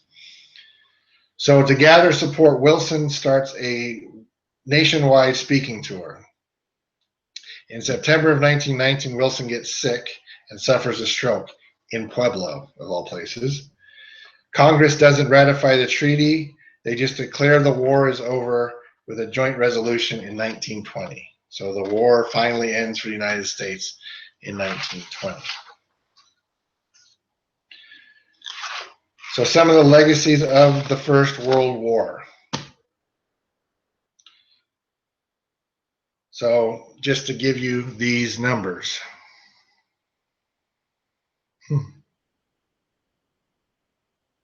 Raoul, I like that band name. It's pretty cool. So the legacy of the First World War. Direct and indirect costs of the war. $180 billion. That is in 1914, 1918 dollars. If you want to look up to see how much that is now, just go to Google and say exchange rate and say 1918 dollars compared to 2016 dollars. Indirect cost $150 billion, the cost of supplying the troops. New nations and lost empires. The new nations of Poland, Yugoslavia, Czechoslovakia are created from the remains of the German and Austro-Hungarian empires. The British divide the Near and Middle East between themselves from the Ottoman Empire. The warfare, this new warfare of the 20th century, basically how horrible it was, made people start to question these democratically elected governments and ask how they could let something like this happen. Was the government too influenced by the people and their opinions? So the people wanted war, but the government is one of those things that is supposed to keep track of that. Brianna, basically, the League of Nations was the first attempt at a United Nations. So they took the mistakes of the United Nations or the League of Nations and basically helped change that for the UN. So it was the first attempt at a world body where people could bring their problems. Also, Christianity was shaken to the core from this war. Why would God allow this to happen? Warfare also caused great epidemics. War, people aren't eating as well. I mean, you have troop ships sailing all over the place. You have people moving back and forth. People get sick because they don't have the proper food or cleanliness. So the Great Flu epidemic, they believe, starts actually in the United States at Fort Riley in Kansas with soldiers stationed there. They get on their boats, they go to Europe. Europe has, lowered immunity. It sweeps through Europe. The medical system in the US was able to handle it because we weren't as damaged as the Europeans and a lot of these other countries. But the ravaged Europe and it took a serious toll. These are conservative numbers. I have heard numbers ranging on the high side from 80 million people dying of the flu. The numbers I have here is 30 million dead, 10 million in India dead alone. Basically, with ships, is able to get it across the ocean much faster, be able to spread it a lot quicker. So that's the First World War. Does anyone have any questions or comments?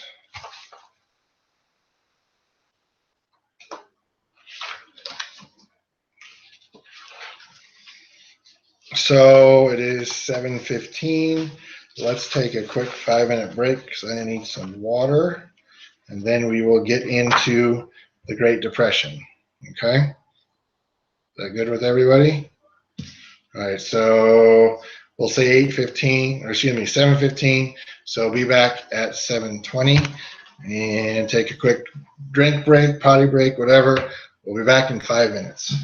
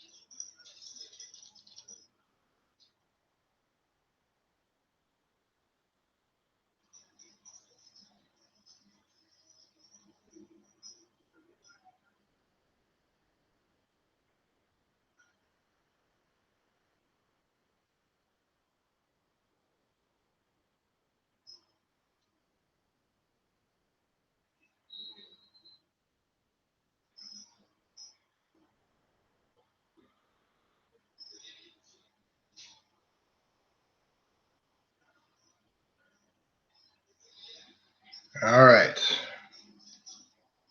I don't know if everyone's back yet, but we're going to go ahead and get started.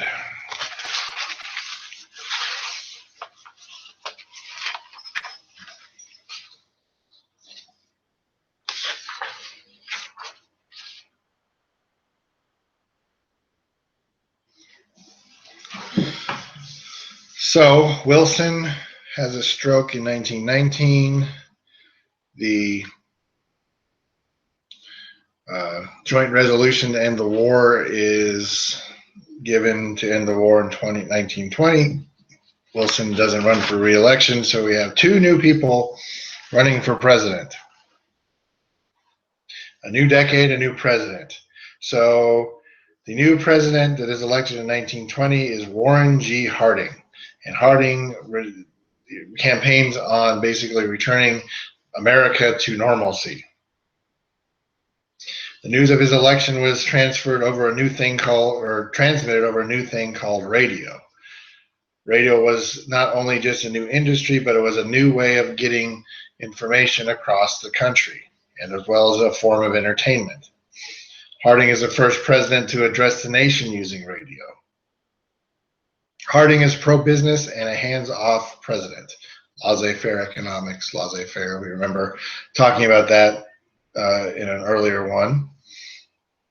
Basically delegating his authority to advisors.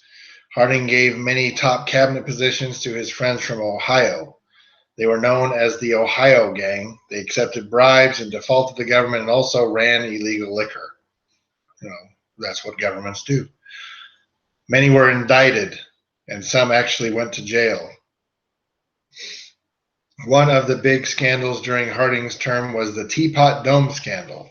It was named after an oil field in Wyoming and involved Harding's Secretary of Interior, Albert Fall, leasing the rights to public oil fields to private oil companies without any competitive bidding in exchange for thousands of dollars. Corruption in government? I know, it's hard to believe. Fall was found guilty and was sentenced to a year in prison. He was the first cabinet member to go to jail for his actions while in office. All of these problems had the public questioning Harding's integrity and his ability to lead, but Harding escaped impeachment by dying in August of 1923. So we have a new president, or his vice president takes over. That is Calvin Coolidge. And Calvin Coolidge is nothing like Harding, who had his scandals, both political and personal. One of the rumors is how Harding died was that he had his mistress there, and basically his wife walked in on him having sexual relations in the Oval Office and wanted to kill him. The Secret Service stopped her, but rumors are that Mrs. Harding did poison him, even though he actually died of a massive heart attack. So you have Calvin Coolidge, who is totally different than Harding. He is quiet and reserved.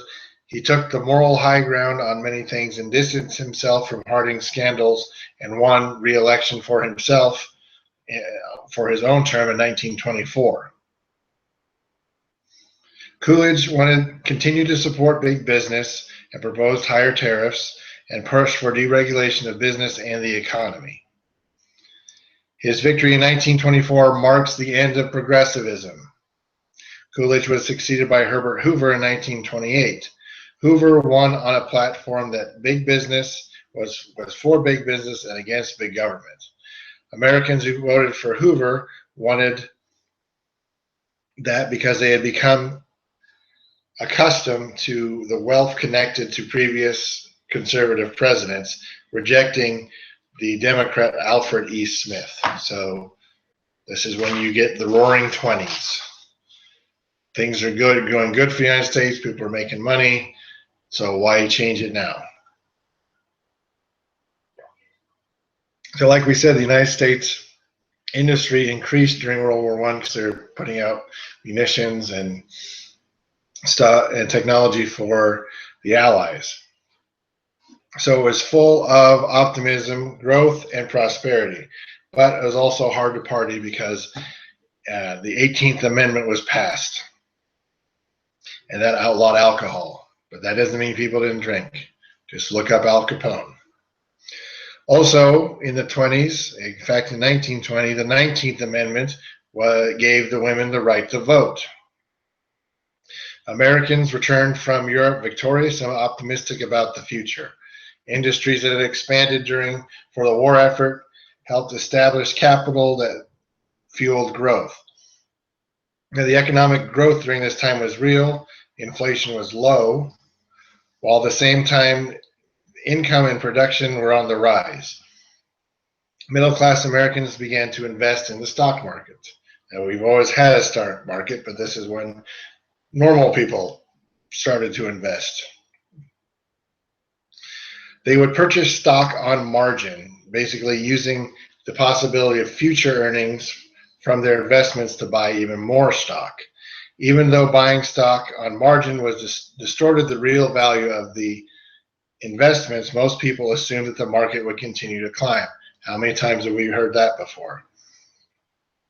As a result, Americans funded their extravagant lifestyles on credit.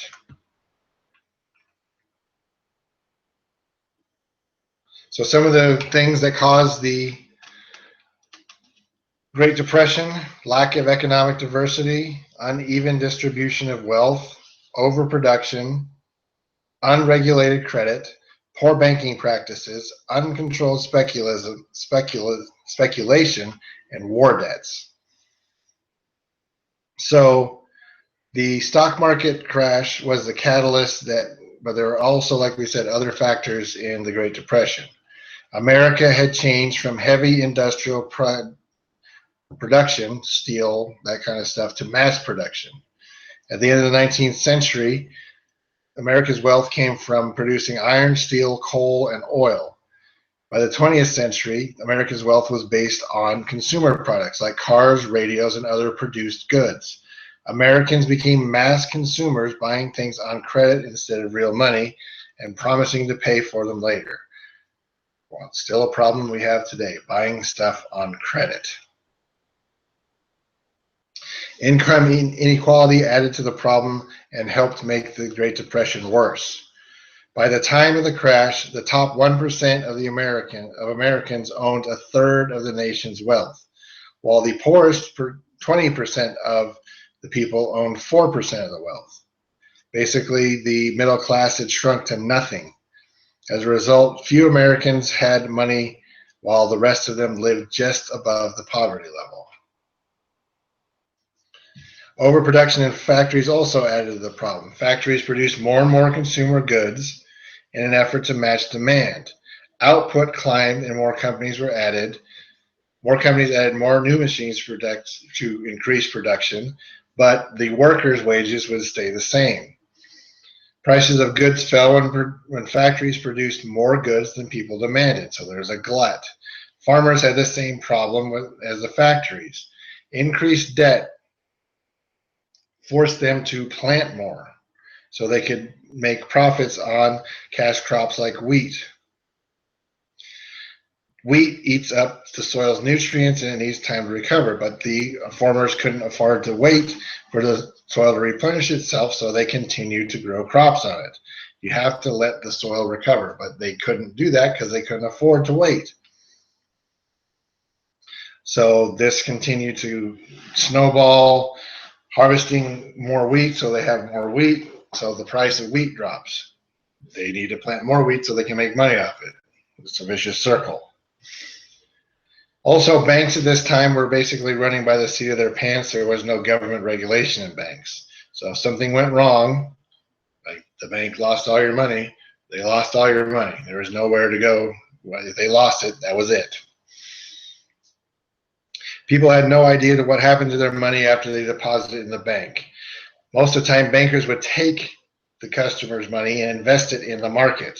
So when the market crashed, people ran to the banks to get their money, but their money was gone because the bank had invested it and lost on it. Also, we have the Treaty of Versailles, the end of the war. Germany owed France and England money they didn't have.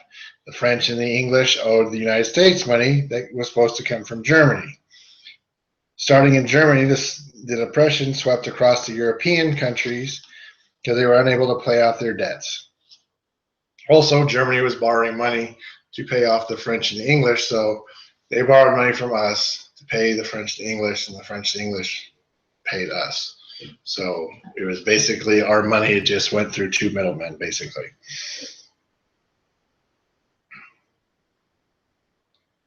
So they couldn't pay off their debts. This is when the Great Depression starts to sweep over the world. Also, the market did not continue to grow. It started to collapse and stock prices fell. Stockbrokers made margin calls requesting that investors pay off their debts owed to them and started to and they started to purchase stocks on margin. People didn't have the money to pay back the brokers, so instead they tried to sell off their investments and come up with the money. All of this stock dumping caused the crash on October 29th, 1929, known as Black Tuesday. So the stock market soars in 28 and 29. It peaks on September 3rd, 1929. Buying on margin, very speculative. Things start to go down. October 21st, there's a dip in the market. There's Black Thursday on October 24th, Black Tuesday on October 29th. The impact of the Great Depression. Paper, basically on paper, the stock market loses $16 billion.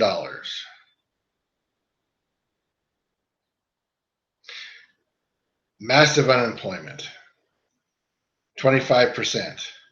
Also massive underemployment. There are not enough people to fill jobs. $2.5 billion in deposits are lost. The social effects, people turn inward. They focus on their social values. They start to see the legitimacy in socialism and communism. Capitalism has put us in this horrible position. Maybe we should try where we all live together in a commune and that kind of stuff. The communist way that had taken over in Russia, or the socialist way, the socialist governments, socialism. Also, there is racism, very heavy impacts on anybody. They had to blame somebody, they blame themselves. They could also blame Hispanics and African Americans, as well as in women. So President Hoover, everyone thinks that President Hoover is this horrible person that actually helped make the Depression worse, when actually he did try to do something about it. So Hoover and other government officials in the beginning downplay the downturn. They basically were hoping that the slump was only going to be temporary and that they would clean up the corruption and bad business practices in the system. Wall Street might not have the growth as it did before, but it would recover. Hoover did not want the government to intervene. He's a Republican, he's hands off, it'll fix itself. He argued that if American families worked hard, the United States would be fine. So like we said, he took hands off of the problem, but he took an indirect approach to pump up the economy. He created several committees in the early 30s to assist American farm and industrial corporations. In March of 1930, he claimed that the worst was over, but instead unemployment went up, more businesses failed, more banks closed, people failed to pay their mortgages and they lost their homes. Congress responded by passing the Hawley-Smoot Tariff Act in 1930 that raised tariffs on imported goods to record levels.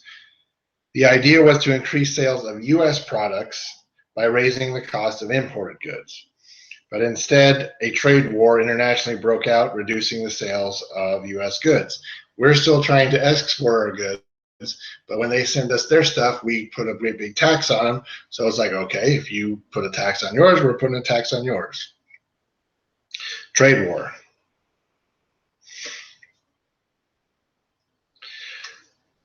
By 1932, nearly 12 million people were out of work. There were soup and bread lines everywhere. Schools had to close because they couldn't afford to operate. During this year, Hoover approves a Reconstruction Finance Corporation to provide loans to banks, insurance companies, railroads, and state governments. Individuals are not eligible for RFC loans. Hoover hoped that federal money dropped into the top, basically, would have trickle down to the bottom, trickle down economics. Hoover refused to lower tariffs and rejected all relief programs as socialist. So basically, the American people saw who was at fault, and it was Hoover and his government, because he refused to help anybody except, the banks, the big people. So basically, people would build these little shanty towns that they called Hoovervilles. People who only had newspapers to protect them from the cold called these newspapers Hoover blankets. In 1932, May of 32, thousands of World War I veterans who at the end of the war were promised bonuses made their way to Washington and demanded payment, which they needed now instead of when they were supposed to get it in the mid-1940s. Congress rejected their request. The bonus army stayed in Washington to push their point. They built a huge Hooverville in front of the Capitol. In July, Hoover was tired of looking at them and ordered the army to get rid of them. General Douglas MacArthur, who probably fought with some of these men, drove the bonus army out of Washington with tear gas and burned the Hooverville to the ground. The press called it the Battle of Anacostia Flats. Also in the summer of 32, the Farmers Holiday Association endorsed withholding farm products from market, basically a farmer's strike. Farmers went to extreme to make sure that their wants were carried through. One person was killed when farmers started to run blockades. Other farmers rallied to destroy their crops, reducing supply and raising prices. Less stuff, the prices go up for it. Farmers basically blew up trains that were carrying livestock to Iowa. Highways into Sioux City and Council Bluffs in Iowa were blocked by pickets. Some farmers even dragged a judge out of his courtroom, placed a noose around his neck, and threatened to hang him unless he stopped approving farm foreclosures.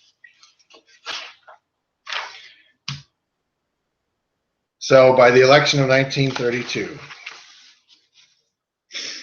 for the treatment of the American war heroes from World War I, the American people were convinced that Hoover was out of touch and had no idea how to fix these problems. The American people looked for a new voice, and this was Franklin Delano Roosevelt. He was a distant cousin of Teddy Roosevelt and promised more direct relief and assistance rather than helping big business. The Republicans nominated Hoover for a second term, but he was easily defeated. In fact, he only won Pennsylvania, Delaware, Vermont, New Hampshire, and Maine, while Roosevelt swept all the rest of the states and was elected in the election of 1932.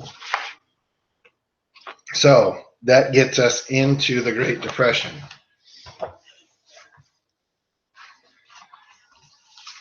Do you have any questions?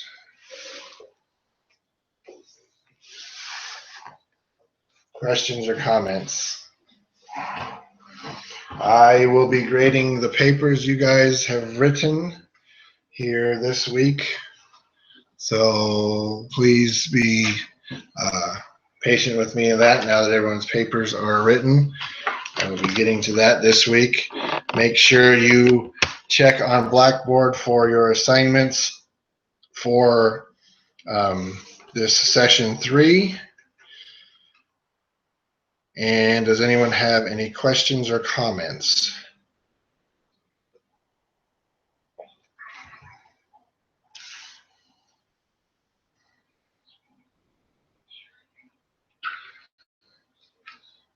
Any questions or comments?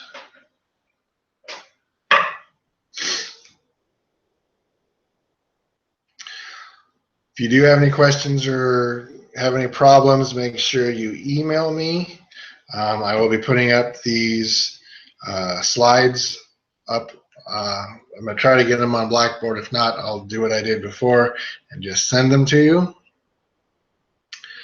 But that's going to do it. If there's no questions or comments, or if I go ahead and shut it down and you guys have one later, just go ahead and email them to me. I hope you have a good night. You still have time to catch the Bronco game. Go Broncos if you're Broncos fans. If not, I will see you next Monday, and have a great week. I look forward to checking out the work you're doing. Hope you're having fun in class. We'll see you next Monday.